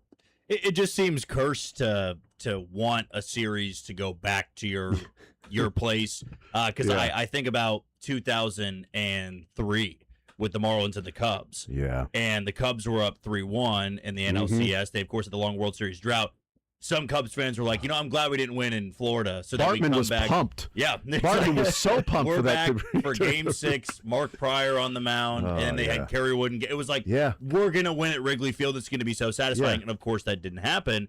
To me, it's all about the circumstance. So, like, for the wild card game, that was so much more important to be there in Kansas City because the Royals hadn't been in the postseason in 29 years, whereas Oakland the last couple of years was constantly getting to the postseason. They had been at the Coliseum, and the Royals got to experience that. With the Chiefs, this sounds so spoiled. What was so satisfying about that game in Baltimore and that team specifically was it was the one that everybody said, well, they're really not that good. They're going to have to go through Miami, Buffalo, and Baltimore to get there. That was really when the Chiefs, visceral hatred really began. It was like everybody was so tired of them, and it was their dynasty's over. This is Buffalo's going to be able to do it, and Buffalo didn't happen. And so for that team specifically, it's different than the 2019 team that beat Tennessee. It was like we get to experience Super Bowl drought at Arrowhead, where this team was like public enemy number one. They were the enemy. They were the most hated team. And Baltimore, who was seen as this Titan-like team, not Tennessee, just a powerhouse. And they were at home. Ray Lewis comes out, and it was all lining up for Terrell Baltimore. Suggs too, you traitor. Too. And it was the Justin Tucker, Kelsey's throwing. Oh, that's it was right. like they're gonna pay for this, and then that team got to hoist it. It would have been totally different if they did that at Arrowhead because we've seen this before. Yeah, that was different, and why it was probably the most satisfying in my opinion because the route they had to get there, and everybody was just begging and pleading for somebody to beat them. And they never could do it. And it was also heading into that one, well, Mahomes has never had to go on the road. Yeah, we'll see when he has to go on the road. I mean, even the Deion Dawkins comment that week of, we've lost in Kansas City, but now they're in Buffalo. They don't know what it's like to come here and have to play in the postseason, and we'll show them. And the Chiefs finally have to go on the road. Okay.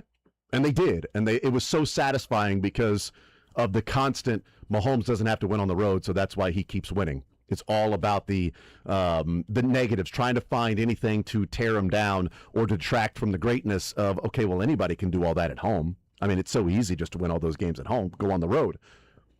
But the Royals also looking back in 14 and 15, obviously the wild card game because of the postseason drought and being at home and how special that was to have a postseason game at Kauffman. But the World Series games didn't end up being the celebrations at Kauffman for the Royals because Game 7 didn't work out and Game 5 was in New York. But both of the ALCS were wrapped up in Kansas City. And I don't know, thinking back to if the Royals had lost Game 4 and then played in Baltimore in Game 5 and won it, I don't know, there may be a different feel of how crazy, or was Game 5 in Kansas City as well? Was it a 2-3-2? It was Game 1, Game 2 in Baltimore, Game 3, was that Game 4 on a in Sunday? Kansas City. But was Game 5? Was it 2-3-2 at that point in the LCS, or was it 2-2-1-1-1? I can't remember. Oh, it was 2. It was 2. I think they would have had Game 5 in Kansas City. Okay, that's what I was trying to think of because I know that after the Mets Game 5, it would have been returned into Kansas City, but I couldn't remember when they swept the Orioles And I know obviously with the Blue Jays, Game 6 the next year, but both of those in Kansas City, and oddly enough, both of them with the background of the fans chanting Moose as the final out is being recorded, because people may not remember that Game 4 in the ALCS clincher, the last out was a ground ball to Moustakas, throw to Hosmer to win the pennant. And in 2015, Game 6 against the Blue Jays, the last out was a ground ball to Moustakas, throw to Hosmer to win the pennant. And both of them, as the throw's being made, is Moose, and then the crazy eruption. I don't know. There's a different soundtrack and a background to that sound as opposed to Butera running out and hugging, Wade Davis and that celebration, watching it in New York. Still satisfying, but there is something even more satisfying of the wild card and then the Orioles and Blue Jays game by winning the wild card and getting that postseason win. And then the ALCS clinchers both at Kauffman Stadium and the huge eruption and the crowd and the sound as opposed to just the pin drop silence in New York. Maybe the difference is just, are you America's team or are you the villain? I mean, we kind of forget, too, that in 2015, the Royals were a vilified team, and a lot of people didn't like them. In 2014, they were America's darling. Team. Yes, it was, please have all these games at Kauffman Stadium. What I believe is the satisfying part, in the same way to bring it back into the Baltimore game, it's like when MVS caught the ball, the just silence over the crowd, and the only thing you can hear is the Chiefs sideline erupting and the fans that are there. Right, yeah. That, to me, maybe doesn't give you as much chills as it does when you're at home and there's the crowd roar. Same way that when Kane had the bases clearing double in extra innings, and every Mets fan just started filing out after that because it was over. Mm-hmm. Maybe it would be different if the only go-ahead hit was Christian Cologne's and Wade Davis comes on, it's 3-2. That place is still rocking. They believe there's a chance to win. But they had stuck the knife in them long before that. In the same way that when the Chiefs had the ball, the 3rd and 8 or whatever it was, and as soon as MVS broke open, the crowd was this, oh no, he's wide open there, which Chiefs fans had experienced so many times. Whether MVS was going to catch it or not. Well, yes, but also before Mahomes, where it was these Tennessee, right? The Tennessee game, the 21-3, where Eric Decker's go-ahead touchdown or whatever it was. It was just the moments of you have been sitting there when it's silent, and the team that gets to do that to your fan base, that to me is almost as exhilarating and satisfying than when you win at home. But it really comes down to if you are one against everybody. Where if you're America's darling, you already know everybody's on your side and wants you to win, which both teams here in Kansas City have been that at some point. Yeah, 95, the Lynn Elliott game and the silence at Arrowhead with that missed field goal. 97 with the Broncos and 4th and short, going for it all down the field and the throw to Lake Dawson for some reason instead of just trying to keep the chain moving. And then obviously 2003 in the no punt game. And then you've got, the Steelers at home and the no touchdown loss. I was so mad. The Tennessee Titans and the touchdown to himself. The Patriots and the no chance to touch the ball in overtime, but nobody. Andrew Luck fumbled to himself for a touchdown. But that was on the road, though. Indy, but I'm just going through the ones that are at home. Only, okay. Yeah, and then nobody cared about the Chiefs not getting a chance to touch the ball in overtime, in that game. But just that heartbreak of, obviously we know that more as the D Ford offsides game.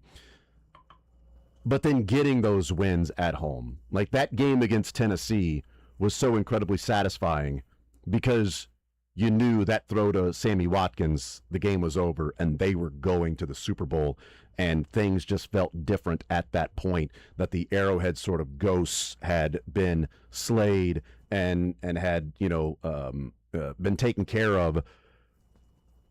And the Knicks, sort of the same thing, and that maybe was just Game 4. Maybe Game 4 was the ultimate, we're going to win the NBA championship because we're now up 3-1. And we came back from 29 down, and that was sort of the championship celebration that night because of something so historic, and you knew that it would take something even more historic to happen for you not to win a championship. So whether it was in San Antonio or Madison Square Garden sort of already got their huge championship moment. It just wasn't in a clinching game. Mentally, I'm not sure how the Spurs, and I thought about this after Game 4, how could they feel comfortable with any lead? Yeah. I mean, yes, the likelihood of them, the likelihood of them overcoming another 30-point deficit was incredibly low. But if you were the Spurs, you can say whatever you want to the media about we know we're going to win and we're going to win this whole thing. But deep down, you knew that when that tide started to turn in Game 5, you knew the Knicks were going to come all the way back and win that because they would get tight. The possessions weren't as clean. The shots that De'Aaron Fox would take. That is the look you always get from a player that is playing tight, that is not comfortable, that is trying to force the issue. Where the Knicks, they always seemed in control even when they were down 15 to 20 points. For the Kansas City point here, when they were down trailing against the Texans by 24, how could you not go into the next game and say, I don't care what we're down by. We were down by 24 and erased it in one quarter. It's a mental. They were down by 10 the next two games. They were down by 10. And this is nothing. They were down 10-0. Then they was 17-7 to the Titans. Then they were down by 10 to the 49ers. With 6 minutes left or 7 minutes left. That was basically just the Knicks final. The Chiefs were the Knicks in that final. Yeah. You just couldn't. You knew a wave was coming, and there was nothing you could do to prevent it. It's the same way, which amazed me because the Spurs came in as the favorite, I believe. I mean, they were a 62-win team, and you blow a lead like that. I don't care what any player, any coach ever has to say about it. It's the next one, we're going to be fine. Mentally, you don't recover from that. In the same way, the Astros could never recover from blowing the 4-run lead in the final 2 innings in Game 4. It bled over into Game 5, and that dictated everything. Yeah, and Johnny Cueto went out there and was, which also, goes along with how we remember different things, because if they lose Game 4 in Houston, Johnny Cueto's remembered a little bit differently in Kansas City. He was booed in Game 2. Game 2, yeah. Also, by the way, you can also go back to 85. Yeah, down 3-1 in 2 different series. And he was safe, obviously. What? But I mean, did that not? There was a drop foul ball too in foul territory that really changed everything. You're misremembering there. No, I said he was safe. Oh, I'm sorry. Yes, he was safe. He was safe. Thank you. Thanks, Don. Yeah, he was absolutely safe. I don't care what anybody says. I look at the, what the box score said? He was safe. That's what the box score said. But yeah, and sort of changing the reputation. Like, in a way, Wemby's reputation and people rooting for him might be higher if they had lost the Western Conference Finals than making the NBA championship and choking in the fourth quarter as often as he did and becoming so unlikable in these games that I know he's a 22 immature kid that 10 years from now he may look back and go, yeah, that was so dumb. I would hate that kid too. I hate that Skip Bayless just reared back and threw a Mason Miller fastball in the corner. Victim Wembanyama. I mean, Skip, sometimes you got to get hey, he says some dumb things, but sometimes a lot of dumb things. I mean, that was a 104 painted on the corner right there. It's a Mizrachi right there. That's 105, baby. Victim 105 Wembanyama to Schwarber. Catch that, Schwarber. We'll take a timeout, come back. More Zone next. Thank you, Jack.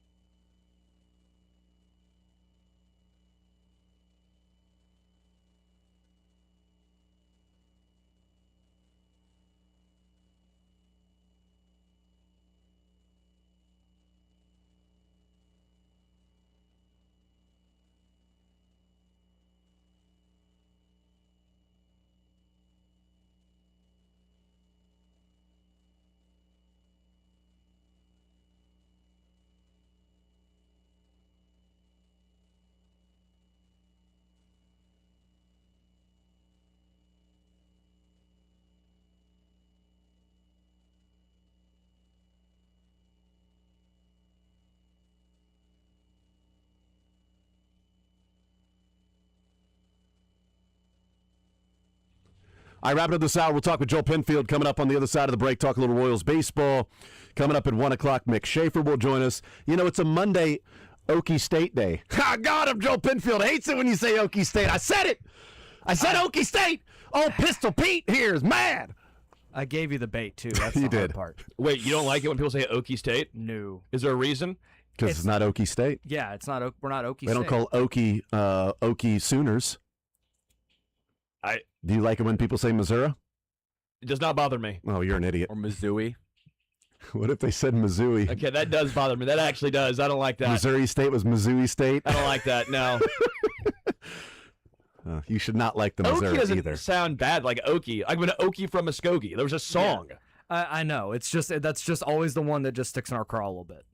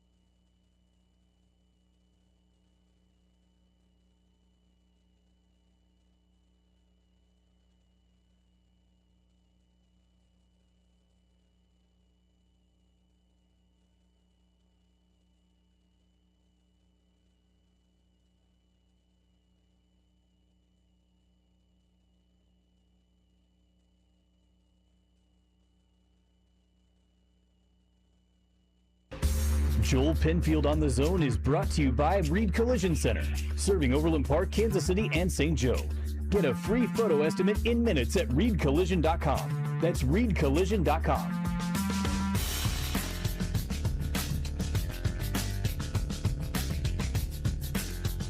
All right, hanging out on Monday edition of The Zone right here on Sports Radio 810 WHB. Mick Schaefer joins us an hour from now in the 1 o'clock hour. Learn Funniest Best coming up about 1:30 or so. Joel Penfield, One Royal Way podcast, joining us here in The Zone on this Monday. Joel, what's up, brother? How you doing? Hey, I'm good to be here. Yeah, well, you know, Good to be here. Talking Royals? Team USA? Yes, we could do that. The Knicks winning the title, completing a successful Spurs hate watch over the weekend. That was a lot of fun. Oklahoma baseball. I mean, a lot of things that you can not enjoy that as much. Talking about. The one time I actually want Alabama to win in anything, and they can't even do that. They just get curb stomped by OU. It's always the worst when it's like you want a team that you never root for to win, and then that team doesn't win. It's the worst. Like come on. That's how I feel when I watch like the Red River Shootout, like OU Texas. I'm like, I want both of these teams to lose, but how does that happen? Yeah, but it always ends up being a great game to watch. But you hope both teams just find a way. It's just like 3 hours of just Schadenfreude. Just please, someone be miserable. I hope both teams don't have fun. Yeah, correct. I want neither fan base to have fun. I tweeted this out that we were having you on, but also with the question of where or what's next for the Royals. Besides the obvious joke about the Nationals on the road while Kansas City Stadium hosts the World Cup match tomorrow night. But I mean, after this weekend and the fun 6-2 start to June, and feeling like okay, now they're winning some of these games. Like this is a positive. What is next for this team? Now with the injuries and everything that we've seen this weekend. I mean, the only way that I'm looking at this season the rest of the way is, okay, how much more can Jack Caglione develop? Can he continue on this stretch? What does Carter Jensen look like handling more of the load catching? What does the starting rotation look like with Stephen Kolek, Winder Avila getting longer looks? I know Avila was horrific on Friday, but he's still going to get a longer audition because you're going to keep trading guys. You know, who are some young guys or somebody that you can throw in the bullpen that you can at least begin to build a foundation of trust for next season. It's all of that because the rest of this is just an abject disaster, and this is one of the most disappointing seasons I think of the last century, quarter century for the Royals. When you consider the expectation coming into the season, it's this season, probably 2017. Fall into that bucket of you have playoff expectation, not playoff aspiration, and it's gone to hell in a handbasket, and we're not even to July 4th yet. I said that I think to me this is the most disappointing season since 2004 for the Royals. When 2003 they got to 500, they had the huge lead at the All-Star break that you just don't lose those leads, right? And they lost it. And 2004 was, this is a team that can win the division. They're going to make the postseason. They got the right pieces. The offense is there. Familiar now, doesn't it? Exactly, yeah. And then the opening day was amazing. They walked off in a huge comeback against the White Sox and Beltran, and getting that win. And then it sort of went downhill pretty quickly. Now, there wasn't a crazy start to the season this year with, a crazy walk-off or anything because they were on the road. But there were all those expectations this year as well that this team was set up. It was one of the talented teams in the Central, maybe the most talented team in the Central nationally, people picking them to win the division. And they just never got out of the starting gates. And with the World Baseball Classic, and boy, the Royals might be one of the more fun teams to watch this year. Bobby is starting his MVP run. America's shortstop. Michael Garcia, MVP. Jack and Vinny, the team Italy that people were wrapping their arms around, and it's because of Vinny and Jack. And this is going to be so much fun to watch.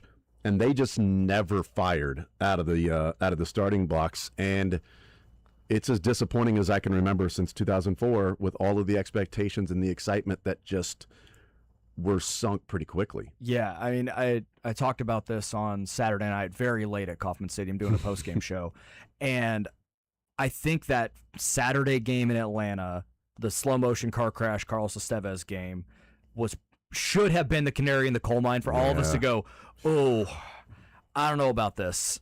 And we tried to stave it off, and they showed us some glimmers, they showed us some flashes inconsistently that maybe they can. And with the state of the American League, we talked about that for months, and that still is the case, and it still doesn't matter. And this team is now at 28 and 29 and 43, something like that, and I just don't see the path forward for this season, and it's a matter of, like we have talked about for however many years with the team. Like, well, let's see the young guys develop. Let's see what we have for next year, and there's always next year, and we'll see what happens. And I'm tired of having that conversation over and over. Me too. And part of that conversation is, like you said, Jack's development, Carter, how often he can catch, or everyday catcher, some of the quote-unquote younger pitchers, because Kolek doesn't really fall into the category of younger pitchers. Young in terms of service time, Yes. not young in terms of age. Right. Is Jack now your everyday first baseman? They played him at first yesterday with the first game that Vinny's out. They moved him to first when Vinny, left the game. Is that where they go with, that Vinny just becomes your first baseman moving forward? Yeah, I think so. I mean, that when they brought up John Rave, or excuse me, Jack. I know what you meant. Sorry. Yeah, Thank you. With the roster move being John Rave, that tells me, okay, that's your outfield is going to be some combination of Isaac Collins, Cameron Meisner, Lane Thomas, Starling Marte, and John Rave for now. Jack moves to first base. That might actually be good for him in the sense that I understand right field is not the most demanding position, and really he's out there for his bat anyways, but now you're making him range less and less, maybe a little less wear and tear on the body moving to first, and it's more short area quickness than a lot of ground to cover, may help his offense elevate a little bit, and we'll see how that looks. But yeah, I think that's how we're going to see this thing going forward. How good a defender is he? When he was coming out of college, obviously it was Jack Taney, two-way player. It didn't matter about what position he played defensively. It was the defensive part of it, him being on the mound and the huge power. But, how good of a first baseman do you think he is? By all accounts, at least from what I remember, you'd think league average defender at first, and really he's in there for his bat to begin with. And first base defense can sometimes be a little bit overvalued. Yeah. And so it's not something I worry about as much as, okay, can you hit? Yeah. Right? And that's really what this is going to come down to, because first base defense is great, but if you can't hit, then you're just clogging a position that is predominantly offense-based. Why move him? Like, he's been really solid in right. He's learned right field. His arm's been phenomenal. That is the part that they are going to miss, is the arm strength. Well, and he's comfortable there. It seems like I don't know. If it were me, I don't think I'd really move him. I would often at first and play him, or is it Salvi that you? I mean, you just play Salvi at first. Yeah, the rest of the time, I guess. My thing is, the whole point. Now, at this point, I don't give a hoot nor a holler about first base. Sorry, Lofton or Salvi, you're not really part of the future. Kaggs is. If Kaggs is your future right fielder, why move him from right field? Why make him have to figure out, am I playing right today or am I playing first today? I think that's decision's pretty much made for him. It'd be one thing if it was just like Vinny, the hamstring's barking a little bit. We need you there for a couple of days. You move back out to right field for the next 6 weeks. If this 2 months or affects more, his bat, Joel, I am going to write a strongly worded letter to Q saying, why would it affect his bat? It's a less demanding position. Should be. I was going to offer the opposite of can this help the bat if he's not spending his pre-game stuff on right field and doing some of those things if it's just first base. Not saying that he puts in less work now to this first base. I don't have to do anything. But a chance that it's a more familiar position, something he's used to playing, maybe that helps the bat. It'd be one thing if he was a right field prospect and he came in and now they're asking him to play first base position. He played a little bit in the minors. It was the opposite. He was a first baseman, and they moved him to right field last season because they wanted to get his bat to the big leagues, and there was an opening there. I think this is ultimately where he ends up being. I don't think he's a right fielder for the next 10-plus years in the big leagues, can go out there in a pinch. But I think this is more ideally where they want him to be and where he probably fits best in the long term. Yeah, if you can play the way he plays in right field and feel like it won't be a grind and a wearing down his body, which how could it not be? You're playing right field in Major League Baseball for 150 games and you weigh 250, 260. That's going to have some wear and tear on your legs and your knees and joints and things like that. If you can do that, then you get more value with his defense in right field and his arm that is a deterrent for teams taking the extra base because it's been so good. I wonder for the next 6 weeks, is this a audition? Maybe isn't the right word, because I think the Royals front office feels like Jack can play first base. But is this an audition of, okay, you've got a first baseman, does it make Vinny expendable? Yeah. If you have Jack playing first base, he looks fine, the bat's coming around, and Vinny's not around, and Vinny's been injured a number of times, and that's unfortunate, and he wasn't having the season this year that you were hoping he would have. Does it get to the point to where you no longer have to say, well, you can't touch Vinny. You're not touching Vinny Pasquantino in trades. It's a business. And if they move on from Vinny, well, you know what? The clubhouse is just going to have to move on and play baseball because that's what you're getting paid to do. You're not getting paid just to hang out with your friends. Yeah, it matters, but it's clearly not mattering a whole lot for this team. No, and I do think this is kind of this is part of that future aspect of. I still think Vinny may be a part of the immediate future, but long term, it's part of this for Jack, and we'll see. And if Jack sits around 250, 260, he starts to flirt with 30 home runs, the rest of the way, and shows a legitimate, year 1 to year 2 improvement, kind of like what we saw Bobby Witt Jr. take that big step after. I know, obviously, Jack's year 1 was way worse than what we saw from Bobby, but even into year 2, we were like, okay, how good is Bobby Witt Jr. really? We know the tools, and then in June, he started to elevate and turned into that guy. There was some of those questions about Jack. Okay, how good really is he? And then in June, we've seen that leap. So there is a little bit of comparison there that could be made, and we'll see what happens over the next couple months. But that's like the 1A story for me as the Royals move forward is how does Jack continue to look as we go forward? Is what we have seen for this last month or so, because last calendar month he's sitting around 330. We're seeing the power start to increase. The walks are starting to increase for him a little bit as well. Contact rates are good. Ground ball rates down. Can he keep this up for the next couple of months and show who he really is as a player? Carter Jensen for a time had struggled behind the plate, and there was, the blocking the pitches. There was pass balls, wild pitches that, could have been blocked, but they still went down as a wild pitch. And then there were questions of, okay, is this just somebody that you're going to have to move to the outfield? Just get him in left field, call it a day. Blake Mitchell's going to be your guy moving forward, maybe as your catcher and your everyday catcher that's going to be a 3 true outcome, but a defensive guy too. Part of the rest of the year that I'd like to see as well is now that we're in this let's see what these guys look like mode for the Royals, is Carter catching more every day. What have you seen from Carter? Was that rough patch? Is that behind him?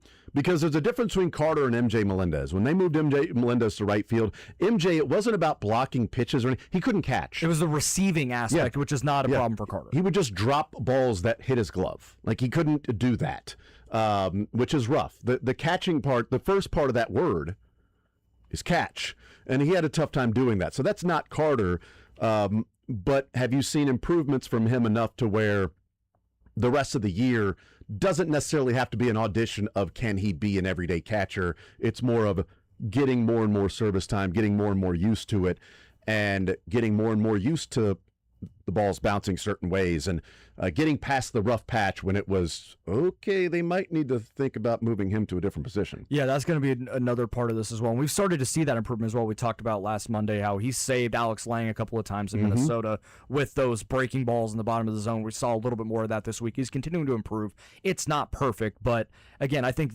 that blocking and getting your chest protector down and seeing spin, that comes with time, and that is probably the most coachable thing, the easily coachable thing of the skills, because if you can't catch, then there's not much they can teach you about receiving at the big league level, and that's why they moved MJ to the outfield so quickly, and they punted on that in 6 weeks, it felt like. It was not a very long time before he was out in left field. But that has not been a problem for Carter at any level. The receiving, the framing, that's been something that's been talked about that he has been good at every level. It's just a matter of getting in front of the ball, doing all the little things like that. And we're starting to see that improvement. If that continues to improve, I feel good going into 27 that this is the primary catcher of the future as we move forward. We're about 5 weeks away from really getting hot and heavy in the trade deadline. I know there typically aren't many trades that happen over the next month or so. The Royals and the Rangers with the Aroldis Chapman for Reagan's happened. So maybe there's a couple that take place.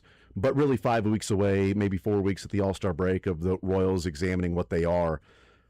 Are there any, outside of Bobby, quote-unquote untouchables on this team that JJ would tell the other GM, doesn't really matter what you offer us.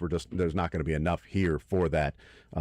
Is Bobby the only one that you may not even, you'd probably listen if somebody wanted to offer you just the dumbest thing ever. Right. But as in, nobody's going to do that. Offer you the dumbest thing ever. The Dodgers aren't trading Ohtani, for Bobby Witt or anything like that. But is that the only one, or would you put Jack or Carter or even Jack Michael? and Carter in there. I think Michael's in there purely because they So just those gave him four that guys. extension. Those are the four that I think are. From a pitching perspective, I don't think there's really any I wouldn't listen on. Mm-hmm. I don't think they would trade Noah Cameron with the controllable years. I don't think they would trade Stephen Kolek with the controllable years. But obviously, I think they'll listen on Lugo. I don't think he ends up getting moved. Waka, I think, is a for sure. He's going to be gone about as much as I could guarantee on June 15th. And then out of the bullpen, I would listen on anybody. And I think the best names that you're going to see are Schreiber. I mean, he's got a 1.6 ERA since the middle of April. He's been good. I think teams will bite on that with the uptick in velocity, which has then correlated with him pitching a lot better from a unique slot. That's a good middle relief value. And then Daniel Lynch. Yeah. Year and a half, he's still pitching really well. He's staved off. We haven't really seen any of the regression that might come with a really hot start after really a track record of being kind of middling. So it seems like there really is a corner turn there. And with his versatility of being able to go 2 innings, he can pitch high leverage. He can pitch the 9th inning. I think we start to maybe see Daniel Lynch more in the 9th inning as a bit of a tryout of, hey guys, and then you put some of that on tape, and that could bring an uptick in value. And relievers are always a commodity at the trade deadline. Teams love guys that can do a bunch of different roles. It's not like the Josh Hader where I am pitching the 9th inning and only the 9th inning and do not call down to the bullpen for me if it is not a lead. Like Daniel Lynch would be like, cool, I'll take the ball no matter when. I think that falls into that as well. And he's had, the up downs, which also matter as well. I was going to bring that up. Like, does Quattrero put, and Sweeney and the other, people that have a say in this, put Daniel Lynch into the closer's role? And, you're not naming a closer, just riding the hot hand. It may not be every time, but I do think when the matchups provide the opportunity, he'll certainly. Just think we see that 4-run lead. I know it's not a save, but that was still the guy that closed the game. Yeah, to finish. I mean, finish game the game. I mean, what do we what do we grade save situations on a curve with this bullpen? Is it a 7-run lead, a save? How do we? Yeah, how do we they actually add an extra. Normally it's only 3, but for this, they're like, you know what? If it's 4. We'll give him a save. We're actually going to give you 3/4 of a save. We're going to give you a 0.7. That guy now has 1.75 saves. I will say on the season. To his underlying metrics, Daniel Lynch are ridiculous. Yeah, I mean that's kind of the thing I've been monitoring. Like, okay, is there any regression coming? And by the middle of May, when everything kind of stabilizes, I was like, oh no, this is legit. He's thrown his sinker more than his fastball. And he's the change up to righties has been the big equalizer. He's just been great. I mean, there's no denying what he's done, and even one of the runs that he's given up that was earned should have been unearned. It was the one that would turn into a triple. Oh, where Jack just tripped over his size 17 shoes. Yeah. So Lynch has been phenomenal. The team control, a year and a half. I feel like that might be the biggest get. Is that the guy that brings back the most in return? Waka, maybe? I think so. Waka might, just because he's a starter. But I do think if you're going to talk relievers, it may be one of those sneaky, like, ooh, that kind of like maybe like the Freddie Fermin type, where you're like, oh, that's interesting type of deal. Maybe you just go back to the well with AJ Preller and go, hey, what will you give us? Clearly you don't care about any of these guys, so maybe we just go back to the well. Yeah, I mean, and you mentioned a couple of the guys that, on the pitching side. They missed the max value for Reagans.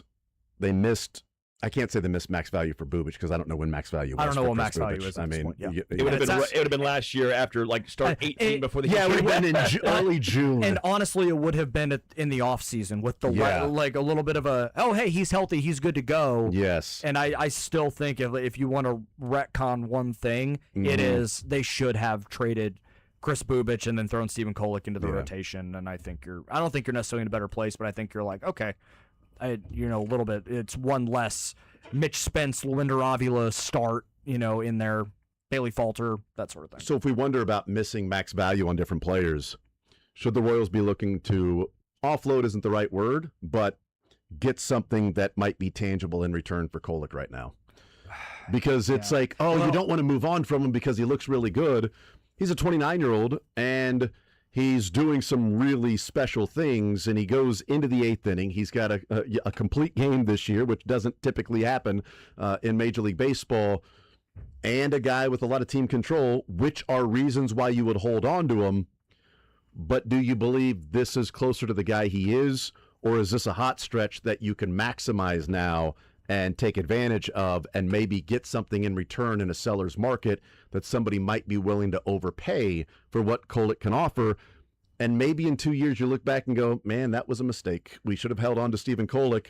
Or maybe you look back and go, hey, it's 2028 and Kolek is not good. And boy, if they'd have traded him at the trade deadline in 2026, that was the one time they had to move him, and he has just been generic since then.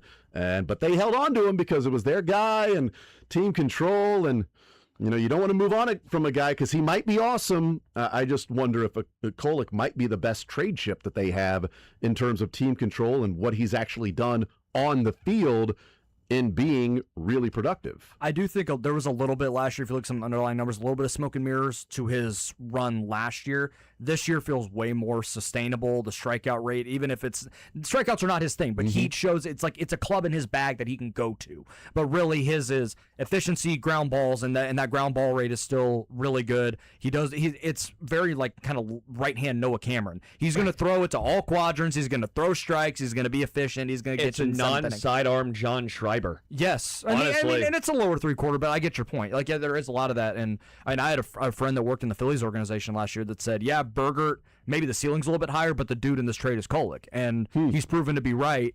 And if this was the end of the window for Kansas City, I think you do it, but they're not. This team is not going to punt on this because of where they still have years with Bobby Witt Jr., Michael Garcia, Jack Carter. As futile as it may sound, like I think they need to hold on. They need someone to get innings for him next year, and I think if you trade Kolek, there's even more unknown because Walker's going to be gone. We have no idea what you're going to get from Reagans. If he pitches again, I don't even know if he will. Bubic is obviously gone. You'd have a 37, 38-year-old Seth Lugo next year. Who knows what that looks like? Noah Cameron's been up and down. Ryan Berger will be coming off Tommy John surgery. There's not any, like David Shields and Kendrick Churio are years away. You need guys, and if Stephen Kolek is your 3 next year, he's going to throw you 175, 180 innings. You hope. And you hope. I mean, you can't. You have to bake in the possibility of injuries with pitchers in the big leagues, but at the same time, like you can't. Like it's a weird spot. But I think they need to hold on to somebody if they legitimately think that they can turn this ship around. Well, and a team and I don't know what would be in return. I'm just talking about. I totally understand where you're coming from, and if this were Bobby's opting out after this season or next year, like, hey, you know what? We've reached the end with this. We gave it our best shot. It didn't work. Let's offload everything we can. But I don't think they're at that point yet. But I do wonder if it gets into a seller's market, which we expect it to be, and with the team control and a team that's not looking to tear it down but to always compete, does a guy like Stephen Kolek, is he valued more to, let's say, the Chicago Cubs, where he is such a ground ball guy, doesn't have to get a bunch of strikeouts, but man, he's going to ground ball. You don't have to worry about all the fly balls there in Wrigley. Team control for a while. Cubs in the wild card race. Yeah. Central's getting away from them, 7 games back, but only a game back of the wild card. Guys who have struggled offensively, that if they start getting rolling, would the Cubs be willing to give up more for a guy like Kolek with team control and say, well, this guy's going to be our number 3 starter moving forward because he's a ground ball guy, and that's what we need here at Wrigley. Just throwing a team out there that'd be like, all right, well, that team may be desperate and might be willing to give up a little bit more because what it means to their fans to have somebody that could go out and throw 180 innings and not give up fly balls constantly and home runs in that particular ballpark. A team like that, like if you get into the point to where it is a seller's market and somebody is really looking at what Kolek can offer, I know that you got to look at 27 and 28, but maybe that brings back somebody that's a part of 27 and a part of 28. That's the other side of it, and I think if they get blown away by an offer, I think I'd imagine that JJ's sitting there like, yeah, I don't want to trade Kolek, but holy crap, you're giving me your top, your number 5 prospect. Okay, sure. Like, especially that guy's in AAA and he can help us now. Okay, great. Like, you get kind of the Reagans type deal, maybe. Because especially if we're talking, and I know people are going, well, yeah, but you got team control for Kolek for a while, but he's 29. He's 29. He's not 25. Yeah, so if you get a guy that's 23, that's getting ready to break into the major leagues, well, you got team control with that kid as well. So you net a year plus a year and a half of control on a player. Yeah, I just. Although, what may that look like in a new CBA though? that becomes the other side of this. That's a good point. Yeah, because now you're talking about 2 years arbitration and 5 years to free agency is most likely what. Well, at least that's the offer if it's like the players want 30 at free agency no matter what, or whatever it is. If the players want to take a salary cap, then Which they would they're get not that. going but, to. Yeah, so I mean, what does that really end up meaning? So I'm not sure if the players aren't going to take a salary cap, then the owners aren't going to go, okay, cool, we'll get arbitration earlier and get you to free agency earlier. It's actually NIL now in college where you can just switch whenever you want. There's no rules. No, just transfer one time. Now it's the old school college. You get to transfer to a team one time, but you do have to sit out a year. You do. You do have to sit and make no money. You get paid $0. Crazy. It's like a non-compete. You get $0 for that 1 year. You can transfer one time while your contract is still going on. That would be rough for Royals if that was the case. Joel Penfield is our guest. I mean, the Nationals these next 3 days. They scored a lot of runs. That offense is sneaky good. Yeah, I mean, an earlier game tonight. See old friend Foster Griffin. Tomorrow. That's true. Yeah. And you get to see a young offense in the Nationals. It's been kind of fun. I mean, we'll see what they end up being, but it's just a rough position to be in right now because 2024 was great. 2025, they got back in it, but I don't want to get back into the mode of watching for, can this player develop and who can you trade? It's just been such a part of Royals baseball for so long. And unfortunately, that's just where we're at. Is this a test then? Last one for you. Is this a test over the next 5 weeks to see how true JJ is to we need to be more transactional? Because he's had a couple of opportunities that he shied away from being quote unquote more transactional. Is he more transactional when it's convenient? So we got Carter, so we can trade Freddie. We've got Lynch and we're going to get Strom, so we can trade Zerpa.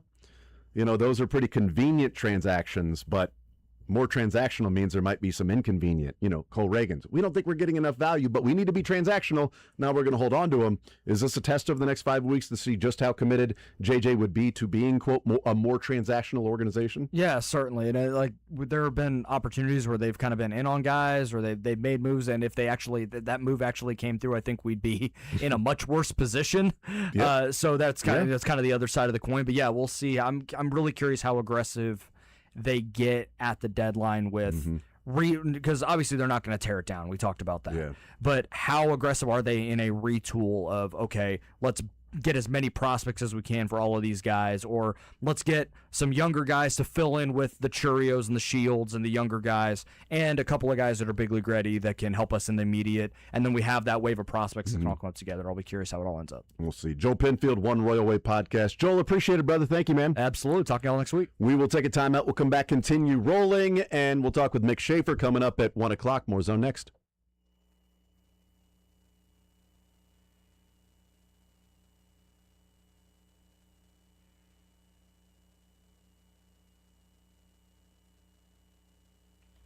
Well, it's the world's biggest soccer tournament going on today, continuing to go on. The tournament, it has arrived, and you can trade the entire tournament on Kalshi.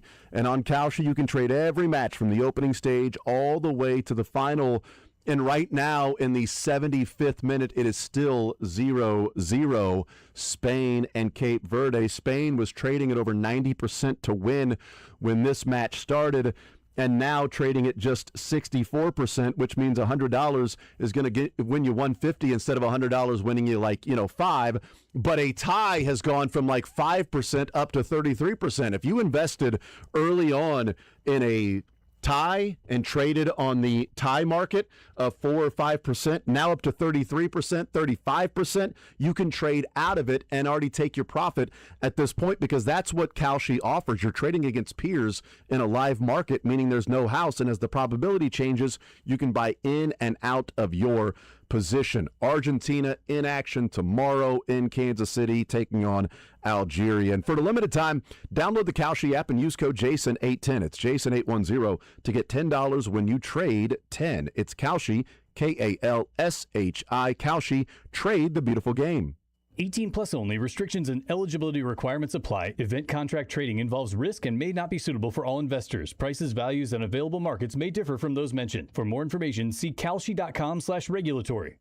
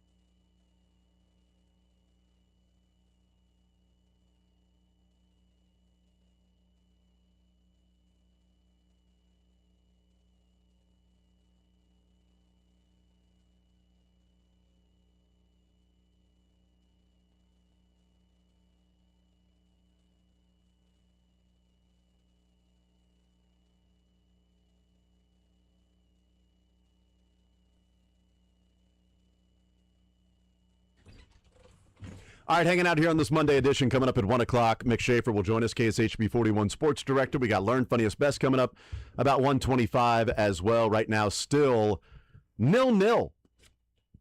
Spain and Cape Verde. Spain heavy favorites in this one. I think they were like, minus 2.5 goals or something like that.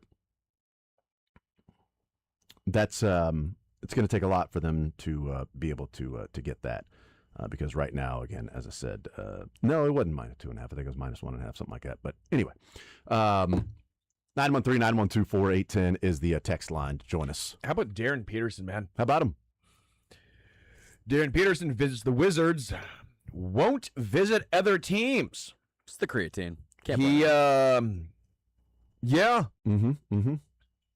I guess Spain was like minus 0.5. Sorry, I'm just looking at that, but no, that's the live odds. Never mind. Sorry, go ahead. I'm done talking about the odds with this game, other than odds are that we'll talk about whoever wins this one after it's over. Go ahead. Talk about Darren Peterson. What are the odds of him going number 1 overall? Well, I still think decent, but kind of crazy that a guy who has so many questions already surrounding him goes, no, I'm only going to visit the Wizards because they have the number 1 pick, and that's where I'm going.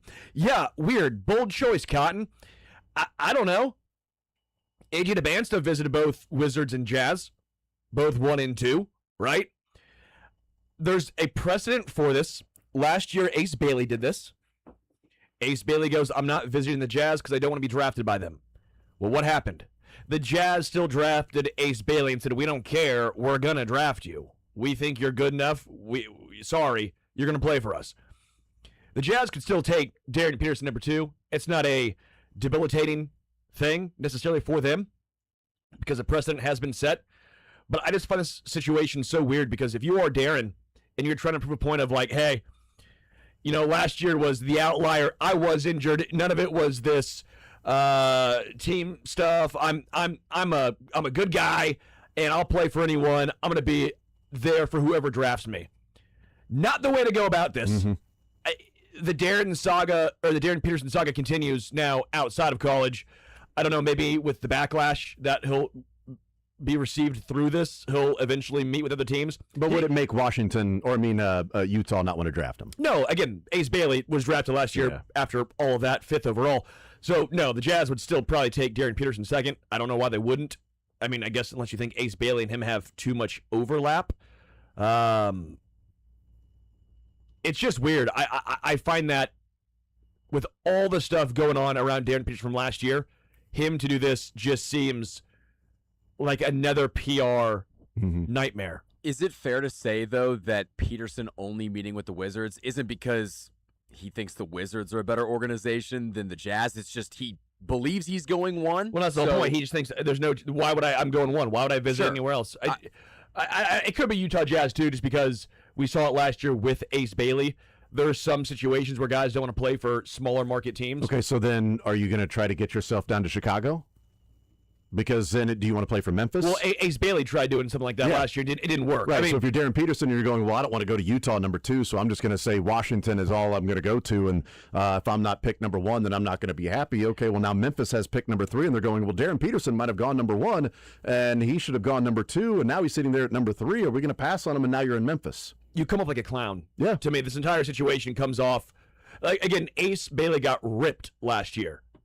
Roasted for it. Now, if you're not a big NBA guy, you probably didn't care. But I think if you're local and you see Darren Peterson do this, I think KU fans are saying, of course he is. I think KU fans are saying, well, yeah, of course.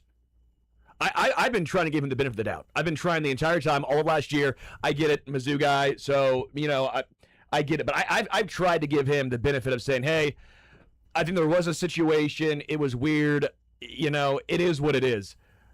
This is now continuing into the NBA, into the draft at least, and it's just, at some point, hi, it's me. I'm the problem. It's me. That's Cody Campbell. I don't know who is advising him, whether it's his parents, his agent. Fire whoever is behind the decision-making process of going out and only interviewing with one team, going out and saying, what was the creatine? Now I'm fixed. Now I'm okay. I don't know. Every single time Darren Peterson is in the news, it's not for being a good basketball player. It's all the stuff around it. We all know how talented he is, but at what point are these giant I guess not corporations, but these giant teams saying to themselves, this is not worth the headache. We're not going to deal with this. We're dealing with this in June, let alone what it's going to be like on the court with the continuous issues that we saw last year. We'll see. I mean, the Jazz draft him and he goes on to be a great player. All this won't really matter. Again, same thing with Ace Bailey. Yeah. I mean, again, it looks so bad. It just looks horrendous. And again, when you already have the PR that you have, don't you want to try and get some good will back and not come off like this again? Maybe he will, but just what he told Shams was allegedly this is his last visit. So is it only visit? So is he working out for Washington, or is it just a visit interview with Washington and he's not going to meet with other teams? Because I would wonder.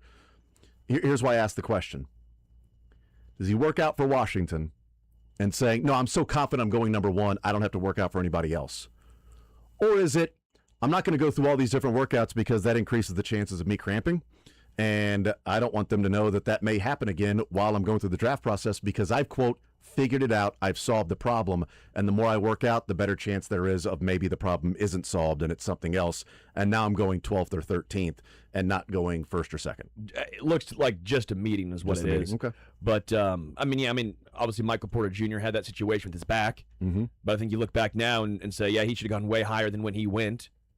But no, it says Peterson completed a pre-draft workout with the Wizards. Okay. DeBanza also worked out for the Jazz. Darren Peterson will not work out for the Jazz or meet with the Jazz. Only the Wizards. He's not going to grant anyone else a meeting, and he won't work out with anybody else because he's confident he's going number one. Or, I know I'm going to get through this workout, and anybody else can look at my workout or whatever and know what I can do. They're in Washington, whatever. But I don't need to go to all these different workouts because, quote, I'm confident I'm going number one. Because all he would really need to work out with is, what? Top three teams, probably. Washington, Utah, Memphis.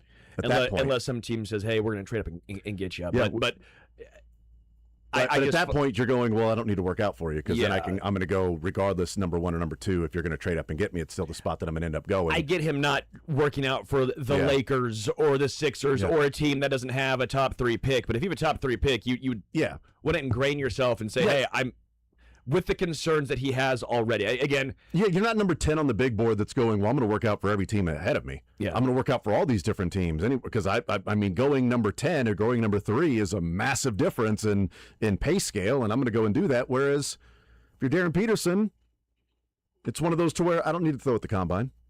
You've seen me throw the football. If you're going to draft me, you're going to draft me. I don't need to throw a football at the combine for you to draft me. I'm fine. I don't need to go and work out for you. I worked out for the Wizards because I'm going number one. So no, Utah, I'm not going to work out for you. If you draft me, you draft me. It doesn't matter. I'm going number one. Or again, I'm not taking a chance in having extra workouts where I might cramp in that particular workout. I worked out once, built up to that, worked out. There it is. I'm going number one. DeBanza should be more confident he's going number one. I mean, the odds are that DeBanza is like the betting favorite to go number one. Darren Peterson's betting favorite to go number two to the Utah Jazz, but only one of them is refusing to work out for anybody else. And that's Darren Peterson, who's had issues with his body breaking down when he's had to exert that much energy multiple times in a row. Now, the workouts wouldn't be back-to-back days or anything like that, but it does increase the chances, even if it's by 1%. It increases the odds the more workouts you have of having a workout that doesn't go your way or something like that arising. We'll take a timeout, come back, more Zone next.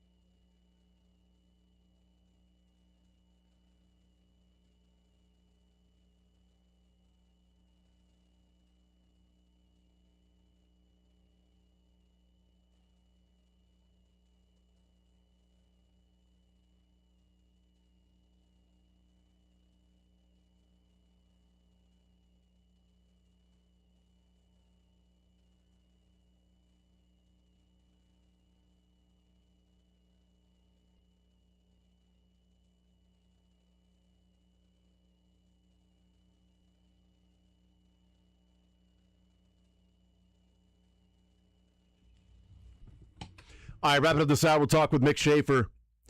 Cape Verde picked to finish 4th in their group with Spain, Uruguay, Saudi Arabia, Cape Verde in their first ever World Cup match. In the 95th minute right now, it is 0-0, 0-0, barreling towards a tie. It's 5 minutes of added time, and they're in the 95th minute right now. 0-0. So Cape Verde with an impressive showing and had opportunities. Their goalie has been brilliant today, and this would be a huge result if Cape Verde holds on for the tie against Spain. Mick Schaefer next.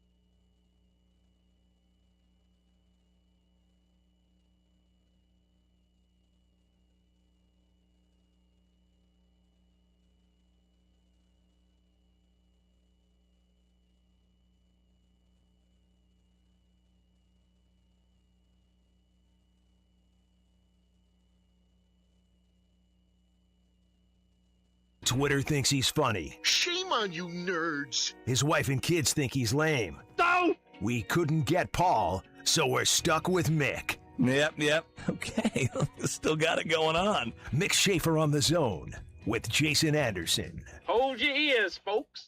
It's showtime.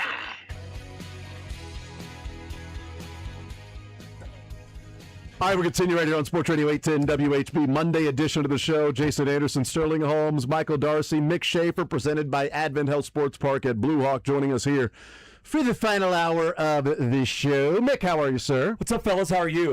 I'm good. Did you miss me on Sunday Sound Off last night? I wasn't there. I couldn't be there. But the last time you were on Sunday Sound Off, that you're a regular. I think it was 2 weeks ago. Saying that word, I don't think it means what you think it means. I think it was 2 weeks ago. Not even regular on Friday. Yeah, I haven't. Pretty soon I won't be a regular on that show anymore. So we'll be cross ships in the night, maybe. I'm gonna go on a Sterling Boys Bros trip this weekend. So swing through Friday. Pulled back into the driveway at 7 o'clock last night, so I don't think I'd have been able to make it to Sunday, unless we drove straight to. Yeah, you could have absolutely had the ball cap on still and everything. Make with the kids wait in the car. Yeah. With the family. Come on in. A dip in your mouth still, right? Yeah. Just not big league chew. Spitting out sunflower seeds on the desk. What's up? The Barry Bonds, where you put the tobacco and the gum. Right? Just wrap the gum. We did both, huh? Yeah, that's called. I remember they called it the Barry Bonds. Just spitting seeds while doing it. When Sterling tried to do that one time on the air, I was like, well, I didn't get to hear me. You guys can hear this? Yeah, buddy, we can hear those sunflower seeds in your mouth right now. In fairness, on radio for some damn reason. Really good. I doubt they were that good. The seeds were banging. Doubt they were that good. We had a good show. It's a good show. You want to answer some of the questions? One was, love to. Who's your favorite Knicks celebrity in the stands during the finals? Taylor Swift. Oh, that's wrong. We did not. And why is it Sydney Sweeney? Hey, correct answer. Didn't see her. We didn't say that, but we should have done that, and that was also, you nailed it. Congratulations. You've won a prize. Thank you. Jack Nicholson. Was he in it? No, he's the Lakers. What were the answers? Larry David was dropped. That was a good one. Who was that? Was that Todd or was that? I think Jalen said Spike Lee. Spike Lee. Okay. And then who was our other guest? Spike does deserve it the most, even whatever your thoughts Daniel are. Sperry said something. Because Spike's been there. Daniel Sperry said something. He said somebody. Spike has been there. The bad times. I'm pretty sure him and Dolan have like a hate match going on. So I think So I learned he pays for his tickets. Yeah. Because like $30,000 a year. Yeah, some celebrities get him for free, and I think him and Dolan just don't like each other. So he's like, I paid for my tickets. And he walks in the regular entrance. He doesn't go in through the celebrity entrance or anything. He doesn't take advantage of the celebrity. True fan. That's a true fan. Yeah. Well, I mean, when they were up and running in the '90s too, he was like Jordan's right hand man in all those commercials. What was the phrase? It wasn't just do it. It was anything. Gotta be the shoes. Got to be the shoes. Got to be the shoes. He was Mars Blackman in all those commercials, so he had to hear it from fellow Knicks fans. He was kind of siding with the enemy there. Yeah, and so I mean, obviously he's been there so long. We remember the Reggie Miller and Spike Lee interaction that took place in the '90s, and he's never wavered. This entire time. Fans. There have been Stiller. Has been there since the '90s. There's shots of him at games. Yeah, but the thing about Ben Stiller is he's way smaller than I expected. Like, that's what I've learned. The thing about Ben Stiller is that he's short. That's what I've learned. I think is that just seeing him in the games, he looks a lot smaller than I expected. So what do you think about Chalamet? He's a small, tiny little man. He's not an overpowering, towering individual. Ben Stiller could whip him in probably 10 seconds in a wrestling match. You think so? Ben Stiller, he's thick. He looks a little thicker now, like strong. He's got old man strength. Yeah, Ben Stiller height. And Chalamet skateboarded to the game. They're all short, though, man. All of them are tiny. Yeah. Do you think Chalamet skateboarded all the way to San Antonio for the game on Saturday night? With the jean shorts he was wearing, the Jinko jean shorts down to almost his ankles. So you could see you got the shoes, the socks, a little bit of shin, and then jean shorts. 5'7". Ben Stiller 5'7". Yeah. Well, you got low center of gravity. What's Chalamet? 5'6.5". What's Tom Cruise? 5'6"? 5'5". Yeah, tiny. What's Chalamet? 5'10". He's my height. Chalamet's 5'10". So he's short. Hey, he's also tiny. Very tiny individual. Short little man. Very tiny man. Chalamet towers over Ben Stiller. You know how tiny he is? He was wearing like medium jean shorts. Last time you were under Saturday. 6 foot, how old were you? Like 12? I think I got 8th 6 grade? for like 8th grade. 8th grade. Yeah. I think 7th or 8th grade. 7th, maybe. Yeah. is when 14 is the last time. grew to being. Congrats. You want a It's trophy? been Can I have 35 one? years since I've realized what under 6 foot is. Yeah, can I have one? Are you giving them away? I'm still growing.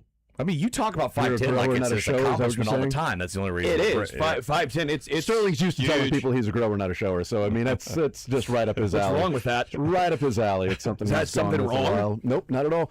Mick Schaefer's with us. We have not talked about the Texas Tech lawsuit, or excuse me, the Big 12 lawsuit. The Big 12 is now suing Texas Tech, the athletic director, the president, and Ken Paxton, the AG in Texas. They are suing to prevent Tech and Ken Paxton from the Big 12 exercising its right under its bylaws to sanction Texas Tech, which would be revenue restrictions and also a Big 12 championship ban. Now, they have a meeting today, the Big 12 does, to go over different options and things like that.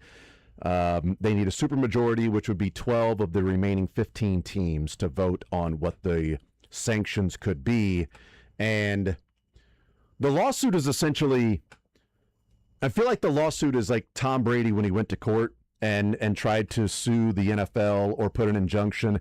And the case was all about whether or not Roger Goodell actually had the power to suspend Tom Brady. So Tom Brady was never going to win in court because all they had to do was be like, okay, so you're a member of the NFL Players Association. Yes. So you give the Players Association power to negotiate on your behalf. Yes. So you have agreed to the CBA. Yes. The CBA has Roger Goodell with the power to do this. Yes. Okay, great. Have a good day.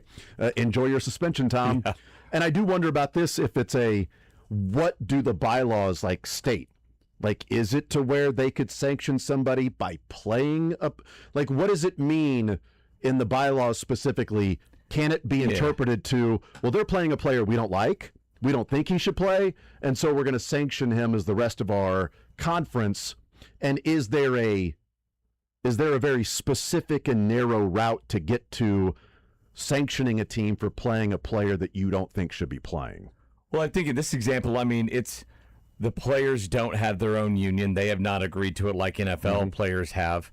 But the schools have, right? I mean, they've all come together and agreed upon, okay, these are the bylaws for this conference we are in. And so I feel like the Big 12 has every right in saying, like, they've agreed to this. We have our own laws, our rules. We should be able to enforce them. And so I think it's a good example with with Goodell and Brady. And hopefully a judge or whatever the latest judge is. Texas Tech agreed to the bylaws. Can say, like, oh, you agree to this? Okay, yeah, good luck. This is sports. I'm going to go deal with real life stuff. You would think. You would hope. You would hope. But I just, and they're not fighting the injunction. They're not saying there shouldn't be an injunction. They're saying, okay, the injunction's fine. That's a court of law. We're just saying we have the right to sanction them, to take revenue away from them, or ban them from playing in a Big 12 championship, which in turn would, in theory, ban them from playing in the college football playoff. And if that's the case, do you really want to play Brennan Sorsby? And then the question would be, okay, so if they played Brennan Sorsby for 3 games and he got injured, are they still banned from the Big 12, or did they forfeit those games that they played and those don't count to the Big 12 standings? Yeah, I mean, are you every game he plays, do you take the revenue away from them that they would have earned from the broadcast of that particular game, and it's a forfeit towards their Big 12 standings? I would wonder what they would vote on. What weekend will Tech not get priority in every major, the best time slot for whatever network they're People going to be watching? People are going to be watching. Sign them up for a night game or the prime time 2:30 afternoon spot. Oh, that Texas Tech Houston game. If he's going to play and suspended the first 2 weeks, and that third game is Texas Tech Houston, and that's his first game, massive ratings. Yeah. People are going to be tuning in to see what it looks like. Is he going to play? Because also, Texas Tech doesn't have to play him. The injunction isn't an injunction on the depth chart. It's just that he should be deemed eligible after 2 games. and he has a right to play, not a right to start. Who's enforcing the 2-game suspension? Is that Tech? It's Tech. It's what they want. It's what they presented to the It's the two NCAA. non-cons, or well, I guess they're non-power. Right. Yeah, because Oregon State. I guess it's not Power 4. But when they scheduled it, they were Pac-12. That's right, because they scheduled it in 2012. I think probably. I mean, if I'm Abilene Christian, I'd be like, "Hey, play him against us. We would love to be on ABC at 7 o'clock." We're actually allowing him to. If you want to play him this game, we're allowing him. Real quick, breaking news. Oh, sounder. I don't know what the sounder is. Oh, that's it. The Royals says they have acquired. Royals says. The Royals says. Like the collective singular, like we're seeing in soccer here. Yeah. Argentina are moving on. Soccer's got them all confused. It's like the Women College World Series is taking place this weekend, and there was this woman that came over to my table the other day, and she was talking about way too much soccer recently, and I Sterling Holmes here. I was trying not to say we because it says the Royals with a quote, but fine. Quote, we have acquired right-handed pitcher Connor Seabold, not to be confused with Curtis Seabold. Seabold. K-Dog? From the Toronto Blue Jays for right-handed pitcher Dennis Samudio. Like Susu Studio and cash considerations. Right-handed pitcher Carlos Estevez has been transferred to the 60-day IL. Yeah. So... it's been about 60 days since it's been on the island anyway. Like so what has it been on? We got to make room on the 40-man roster, so we got to transfer this guy good. Look him up. Is he good? This guy has been T, designated for assignment. He's 30 years old. He has a career 7.3 ERA. But he's got a 4.26 this year. All right, there you go. He'll fit in great with the bullpen. There you go. Connor. So there you go. Seabold. Not Bolt. Bold. Yeah, it's bold. He's bold. He's a bold man. Bold. That's not Seabold. There is no T. Taken away from the fun World Cup here. Yeah, because now that's got to change our entire conversation. Yes, with them acquiring. Because it's Toronto. It's international, just like the World Cup. Yeah, this guy actually played in from Korea. From one World Cup city to another. He played in Korea in 2024, so he really is international. There you go, Mr. Worldwide. Mr. Worldwide. He's Mr. Steal Your Spot. That's what he was for whoever he's going to pitch for. I'm not sure. And who'd they trade? And AAA guy? Dennis Samudio. Yeah, Susu Studio.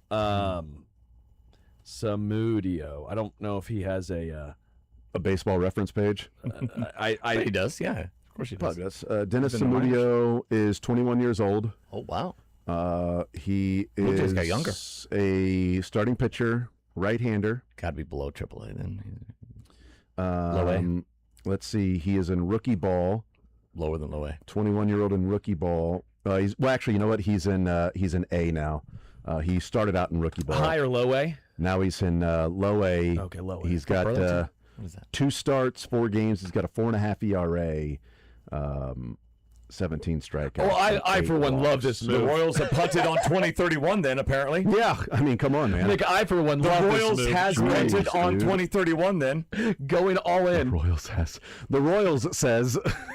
The Royals is not caring about the future. The Royals says they have acquired Connor Seabold from the Toronto Blue Jays for Dennis Samudio and cash considerations. The Royals says Carlos Estevez transferred to the 60-day injured list. Mick, this shows they think they have a chance. They're bolstering this bullpen. Yes, they're planning for the new stadium downtown. You guys think Italy ain't even played yet, huh? Italy haven't played yet. Sorry, I'll get it right.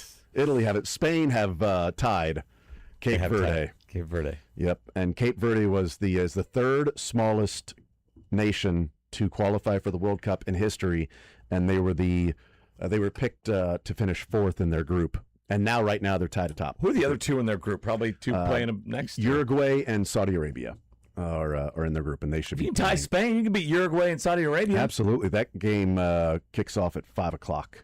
Saudi Arabia and Uruguay. Uruguay is the -233 favorites, so I expect a tie here. Saudi Arabia. So the betting on that is odd. At least what I saw, it's home, draw, or away. Correct. Why can't I?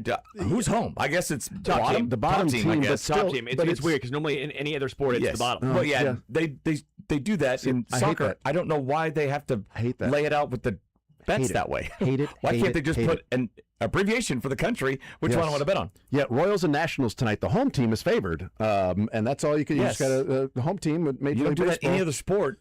I have to do Yes, home or away. You home just- team is minus 132 to win the game tonight. Oh, okay. So what about the Nationals? Well, they're the home team, thank God. So in soccer, this is going to sound so ignorant, but in soccer, the home team is on top. Yes, and it's on the left side. If you're doing left to right, it's on the left side. And the time To counts be different. up.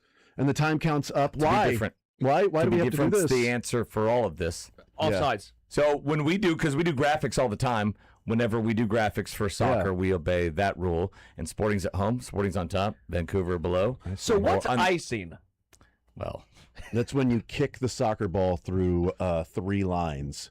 that's right. Yeah, you can't do that. You cannot do that. And then I was going to say offsides in Offsides, hockey, yeah. but then Yeah, it's a little- it's a slashing. What about a high stick? Is there a high stick there for that? I like offsides in hockey rule better than soccer. Yeah. I think they should have zones. But the high boot in hockey is dangerous. I mean, it actually kills people. You get a high boot in hockey. That can be tragic. All right, we'll take a timeout. We'll come back. Learn funniest best from the weekend that was. We do that next.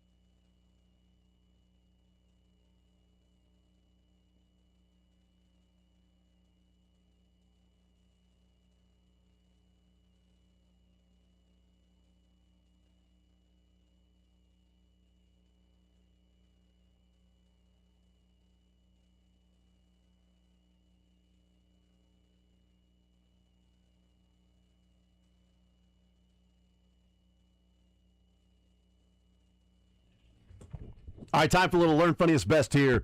From the weekend that was, go around the room what we learned from the weekend, the funniest from the weekend, and the best from the weekend.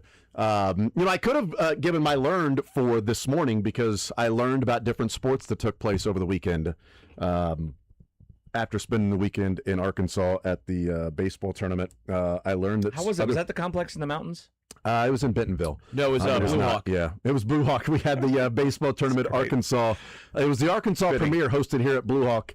We stayed at a hotel near it. It was really cool, though. It was kind of like a getaway. It was a staycation. With some accents. Yeah, it was a little staycation. So that was cool. No, actually, what I learned besides the sports took place this week, and besides that, what I learned is how much fun the travel tournaments are. Like, so many people talk about, I cannot believe travel ball. And it was our first one, dude. It was got a good group of parents, man. Dude, it was. Our parents are great, man. Yeah. It was so much fun. Kids go to the pool. Dude, the kids are running around. Room beers in the lobby. Kick them up. I felt bad because on Saturday we were hanging out in the lobby after we all went to dinner. Hanging out in the lobby. I think the College World Series was on or something like that. And so we're sitting there, and the boys have a hacky sack, and they're playing like 500 with the hacky sack, and we're all tired, and it's kind of like the parent thing, like, I don't care. They're not bothering anybody. They're not hurting anybody.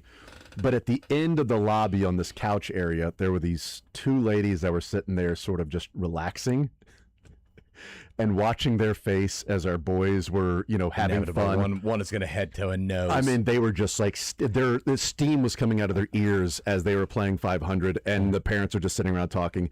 And then at one point, one of the moms was sort of walking by him and then walks back, and I'm looking over at the two ladies, and the lady goes, and the mom just walks by. The mom is just walking by. And I was enjoying watching them, how annoyed they were at our boys having fun. But whatever, I didn't, we've never been on one of those before. And I'm like, dude, I cannot wait to go on more of them. It's awesome. And I know people talk about sometimes how much of a hassle it is. $1,000, but yeah. Yeah, it's expensive. It's a hassle. And down there, that's fun, tough to find. Tough to find some room beers because it's Bible Belt. There's not, most of the restaurants don't serve alcohol there. We had to a couple times. I can remember that same tournament, like a flock of 30 people walking in and then walking out. They don't got beer here. No beer here. Thanks, buddy. There's 30 of us walking in. You just turn down business. We find a Buffalo Wild Wings. Right. I think we imported ours across state lines. Smart. Is that illegal? I'm not sure. But yeah, that's what I learned is just how much fun we had outside of just playing baseball games, which is what we were there for. The best part was maybe 30% about the kids. Yeah, it was so much fun. Exactly, it was a lot of it about us. Sterling, what did you learn from the weekend? A guy named Austin Allred on Twitter. He wanted to look it up because he was curious. Apparently, Wembanyama wears pants that are size 28 waist and 50-inch inseam. 28.50. 28.50. Can you get those at JCPenney's? I don't think they have those off the rack. Is he the guy from the Nightmare Before Christmas? Yeah. So wow. He's all legs, man. I don't know what's more surprising: a guy with a 28-inch waist in the NBA or 50-inch legs. I might go with the 28. But yeah, both are. Especially when you're. I mean, I like the curtains one though. That's pretty good. Yeah, he is light. He is lighting the cakes. He's lighting the cakes, as we heard from Shaq. You could see 28-inch cakes. Yeah, apparently. And then another one. This is from Baseball Nut History at @nut_history. Okay. Fun story of the day. Did you ever wonder why Fernando Rodney tilts his hat? Remember how Fernando Rodney close used to tilt his hat? His father died 6 days before he made his major league debut with the Tigers in 2002. His father was a fisherman in the Dominican Republic, and he always wore his cap tilted to the side to block the sun when he was on the fishing boat. And so Fernando Rodney would always tilt it in honor of his dad, trying to block his face from the sun. I thought it was just like kind of a cool thing. That's awesome. He looked cool doing it, but also it's because there was a legit reason to honor his dad. I like that story. And somehow, I don't know how we didn't know. I don't know how we didn't hear more about that when he played. So yeah, right. I agree. That was kind of cool. Nick, what'd you learn this weekend? Similar to I guess both of you got a little beer story. Got a little internet. This guy on Twitter. His name is Gus. It is @balls to this. Yep. It's all together. Maybe it's @balls.his. Who knows? Anyway, Penis mightier. He rounded up a beer from all 48 countries playing in the 2026 World Cup. And he took a picture of it, and it is much harder than it sounds because there are countries in there, for instance, like Saudi Arabia or Cape Verde, that don't make beer. So So how do you get one from Saudi Arabia? So he said he got from Saudi Arabia is fizz and pineapple is from Qatar, and Musi lemon mint is from Saudi Arabia. Both are flavored non-alcoholic malt beverages. So but I mean, he had to pay to get them find where they're distributed to, get them boated over, all that stuff. And so United States, you guys want to guess what beer he got? Boulevard. What'd you say? Busch Light. Nope. Boulevard. No. Mick Ultra. PBR. Would take a while to get there. Yeah. Not really. That was probably about my fourth guess. Yeah. So that's funny. So he's got them all stacked up here. He's going to house each one whenever each team gets eliminated. It's like the bracket of sound. When each team gets eliminated from the World Cup, he's going to... Good for him. I like that. That's a Canada. fun one. Yeah, guess the Canada beer. Molson. They have it at the hockey games all the time, right? Maybe. It's I'm guessing probably. Labatt Blue. Labatt Blue. Mexico. Labatt. I was gonna say Tecate, but probably Corona or something like that. Modelo Negra. Oh, I love that. It's a great beer. It's gonna go Dos Equis. So there you go. What about Jamaica? Red Stripe. Did they make it? They didn't make it. They did not. What about Australia? There's some Foster's. Japan. It's Australian. Oh, beer. that is Sapporo. No. Is that Sapporo? That is a beer from Japan. That's the one. That's like Asahi Clear, whatever that is. Don't know that one. Yep. So he didn't go with just like the generic ones that everybody knows. Australia's not Foster's. Good for him. Cooper's XPA. Oh, yeah, whatever that is. That makes sense. Cooper's Australian for beer. That's right. So that's cool. That's a good idea. Who did US play? Paraguay. Paraguay's beer was Pilsen. Ew. Pilsen. Right, you get a Pilsen? But it also sounds like wrong. It sounds like it's a fake thing. Like a Pilsner, but you pronounced it wrong? Yeah. Like somebody that doesn't know beer. You got a Pilsner? I got a Pilsen the other day. Like, no, I really like beer. It sounds like something that you would say. You're just like, yeah, I had a Pilsen the other day. I had that bourbon. It's Three Roses. I might be pronouncing it. Oh, my God. That Pilsen. No, you're right. The Three Roses bourbon, have you had that? Oh, it's so good. So good. Curacao has something called Montana Blonde. Hey, I'm intrigued. Okay. Hey, do you want to go to Curacao together? Yes, interesting. If you had that Markers make, I want to go to Germany games. Yeah, I'd swing through. I'd make an appearance. Yeah, for that trio. That's for Freddie and his two buddies. That's that's the trio. You're exactly right. The learned for Michael from the weekend. I learned that the number one market for USA Paraguay was Kansas City. Shocker. That's awesome. Which is, I think, the back-to-back. Kansas City obviously was number one for the World Cup between USA and Paraguay, but also the World Baseball Classic. Yeah. So we just like sports more. No, I'm looking forward to Travelocity, the top 20 best sports cities in America, having L.A. number one and New York number two and Kansas City nowhere on it as those typical rankings. Best sports cities. Kansas City never shows up, even though they're like number one in all these different rankings. L.A. and New York, not in the top five. Shocker. Ratings. Crazy. Shocker. Some people didn't even know the World Cup was going on in L.A.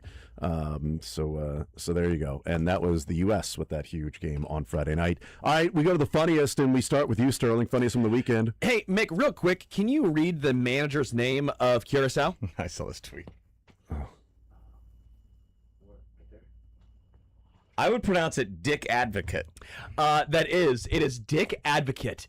Is that how you say the last name? It is. I got pronunciation because I had to do this on stage at FIFA Fan Fest, and we're going through like a quick rundown of Curaçao's head coach, Dick Advocate, and I had to move quickly over that because if I would have, I was going to start laughing. It's crazy because you are one of those. Mm-hmm. Well, you should be one. Everyone should be one. What, a manager of Curaçao?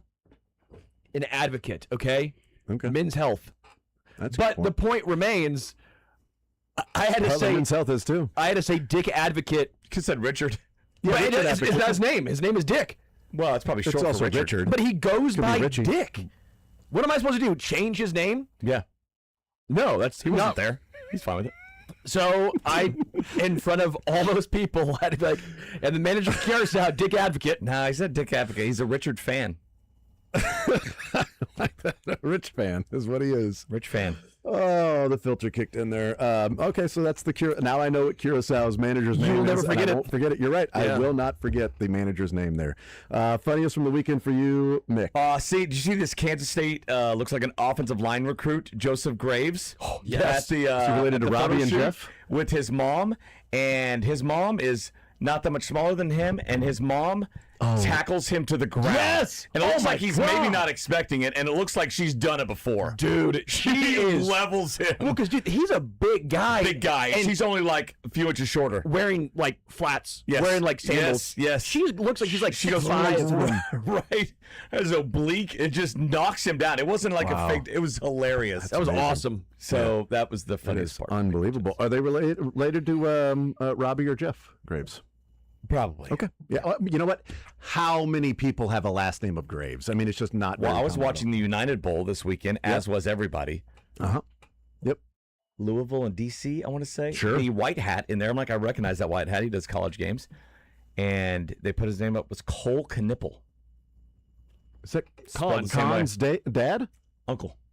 No. Con's kidding. dad is named Con. Oh. Who has Con's dad's brother is named Clint, and Cole. K? They're all K's, yes. And then the boys all have K's. So that's why. How about that? That's why like Con's brother is named Cager, because they've just run out of K names in that family. There's not. Kyle's or a Kyle? Oh, there's got to be. Gotta be. Generations ago. Yeah. Oh, so it has to be Yeah. a new one. I guess. Well, Con got repeated. Yeah, Con so, got but yeah, it was Cole Knipple. How about that? There you go. Not oddly enough, that Kroger Knipple. It's like, okay, now you've taken a little too far. What was the funniest for you from the weekend, Michael? I don't know if you guys saw it. The official Elmo Twitter account tweeted No, out I don't follow on it. June 3rd. Okay. Jeff Passan? Elmo hopes both teams have fun, referencing the Spurs and the Knicks. Teams have fun. Well, after the Knicks won the finals, the fans were out in the streets of New York, and there is a photo going around of Elmo's severed head on a pike with traitor underneath Elmo's severed, and they were just marching around the streets of New York. And then the Twitter account for Cookie Monster said, "Elmo teach me not to eat trophy, me teach Elmo to pick a team," with both the blue and orange hearts for New York. Good for Grover. Or Cookie Monster. Just Cookie Monster. Whoever helped out there. Grover Good for all of them. McDonald's, I think. Knicks fans. Yeah. Oh, and the second part of that, did you guys see the giant Spurs fan in the Dennis Rodman jersey fighting Knicks fans in the stadium? I saw that, They yeah. called him Spurs boss. Yes. He was just He was taking them on. fighting, just everybody. swinging at anybody. Yes. Like, oh, come on. I'll take you on. Yeah. My funniest from the weekend is some of the videos coming out from the match with Germany and Curacao at NRG Stadium from some Germans. One of them specifically, it's a German fan that is taking a video and then turns the video on his face for like a selfie video, and it is titled Germans Discover American Cheerleaders. And it was the Houston Texans doing their cheerleading dance, and it was on the big screen, and it was, American cheerleaders doing their dance, and a German fan just watching, and it pans over to him, and his jaw is just sitting there watching. Another German fan like behind him, and they're all just like watching, like, is this real? Like, what is going on here? Welcome to America, These are baby. cheerleaders? What is this? And there were a few other videos of like, apparently this is a thing where these women come out and look like this and dance during these events. America's a little different. America. America. I don't have Liverpool doesn't have cheerleaders. Huge cheerleaders. I love that quarterbacks eating dirt, pom-poms and short skirts, fans who won't quit, and twins. Twins for the Like, twins, yeah. I just imagine the shock of all these folks coming over. They have trucks. They don't have dudes as cheerleaders. Like, I feel like it's a Everything big is- thing. Like all the guys cheerleading. Like, I feel like it's like in soccer. Over here, they come Yeah. over here and like, whoa. They have the chants and Wait they a have the minute. hooligans, right? But everything's bigger. They rediscover Buc-ee's, Walmart. One of them had a video inside Costco. I was like, I don't know what this is. I don't either. This when I is go to Costco. unbelievable. And now they're like, apparently they're this group of women that dress like that and dance like that at these games, and they call them cheerleaders. But I'm not sure what they're cheering for. But I'm here for it. America. Don't ask questions. Embrace America, everybody. I love it. All of them trying meals for the first time, like biscuits and gravy or dipping fries in Frosty. And Fries in a Frosty, so good. Good for them. Came up for the there you English go. to try and understand that you don't have to eat beans for breakfast. There you go. The best from the weekend. We start with you, Mick Schaefer. I got a couple. One is where did Japan play? I can't remember. Was that New York? Because Jameis right Winston now.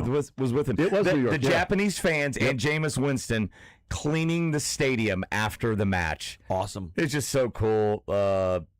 props, bro. Jameis is just awesome. I can't wait for him to be done playing. No, it was in Texas. It was AT&T Stadium. AT&T, okay, in Japan and the Arlington. Netherlands. Yes. And they're What just cleaning, and that's like, hey, this is what we do. And of course, the Japanese team left their locker room immaculate and all that. So really, really cool stuff. And then, do we know of Arian Carter? He is a football player for Tennessee. His girlfriend, Mariah Bryant, is a 24-year-old trauma ICU nurse in Nashville. She is recovering from stage 2 breast cancer with chemo treatments. So she had him get video of him cutting her hair, right, and everything. And about halfway through, he just turns, and he's got long locks himself. He turns on the clippers on himself and just starts shaving his head. Oh, wow. And her reaction is just priceless. She bursts out into tears, and so he ends up shaving her head and his own as obviously a sign of awesome. support there for his girlfriend battling cancer. So it's pretty cool. Amazing. That is really, really cool. Not to cheer for somebody from Tennessee. Yeah, that's just that's one really person, cool. though. One just person. one person. One person only. That's it. What was the best for you from the weekend, Michael? Going back to the Japan fan base, there was a clip outside of the stadium in Texas where they were talking to a couple fans from Japan, and they said, Texas is good, everything is big. Big, yes. To summarize it.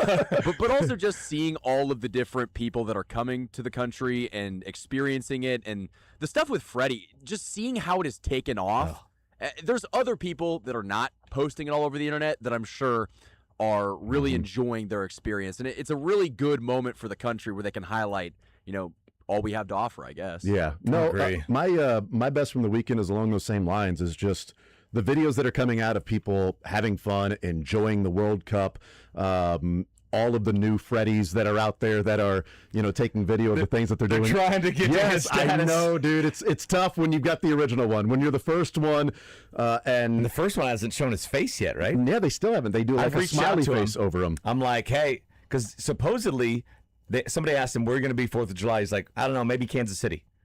And so I reached out. I'm like, hey, we'll do anything. I know you want to keep your anonymity. Literally anything. But, yeah, we'll get you, blur your face out, or get a shot of you guys walking into Bryant's or something like that, get some barbecue, something. I mean, Mahomes or Bobby Witt or somebody's got to take care of him, like J.J. Watt did in Houston. I have to imagine I've one of about 100 local sports guys to reach out. Probably to. low. Yes. Is that low? You think so? Yeah, maybe. That certainly is a possibility.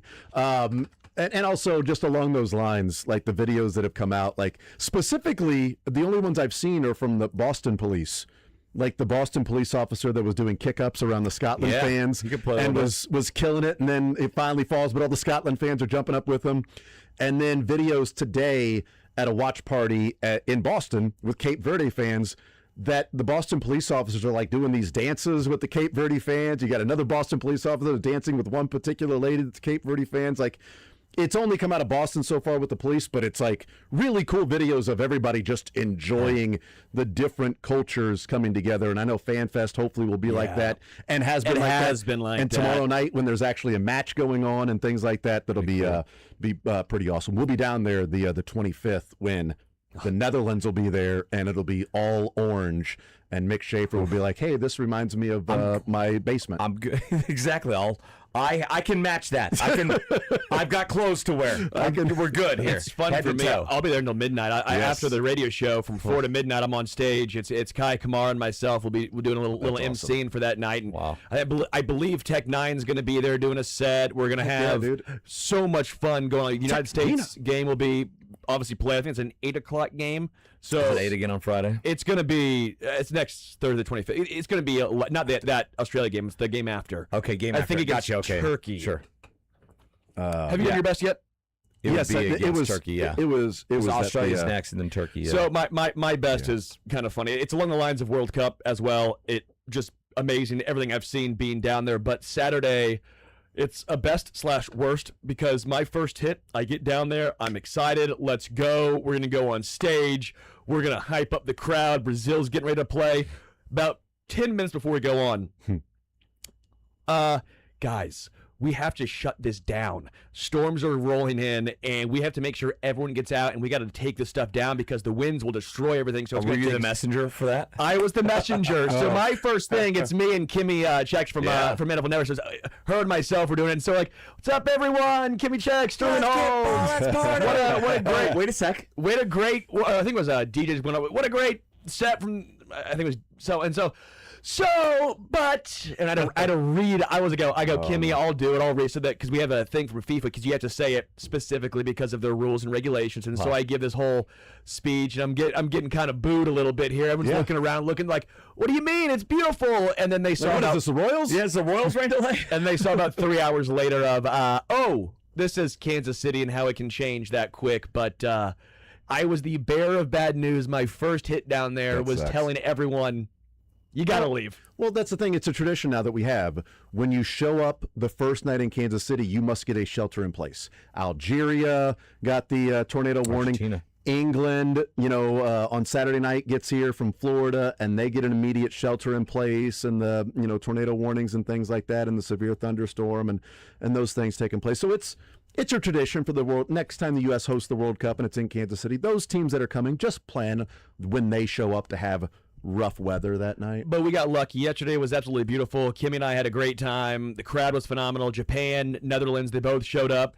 First half was not great, obviously, but that second half was outstanding. Mm-hmm. It was just such a fun experience, and everyone seemed so happy. Even in a tie, I was looking at Netherlands fans clapping for the Japan fans going nuts, but being respected. It was just a really cool. You saw Algeria fans, Argentinian fans, Mexican fans, United States, obviously. Yeah.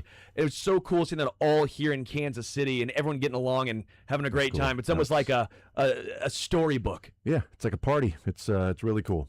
So far, so good with the World Cup. We'll take a timeout, come back, and wrap up the show. Coming up next.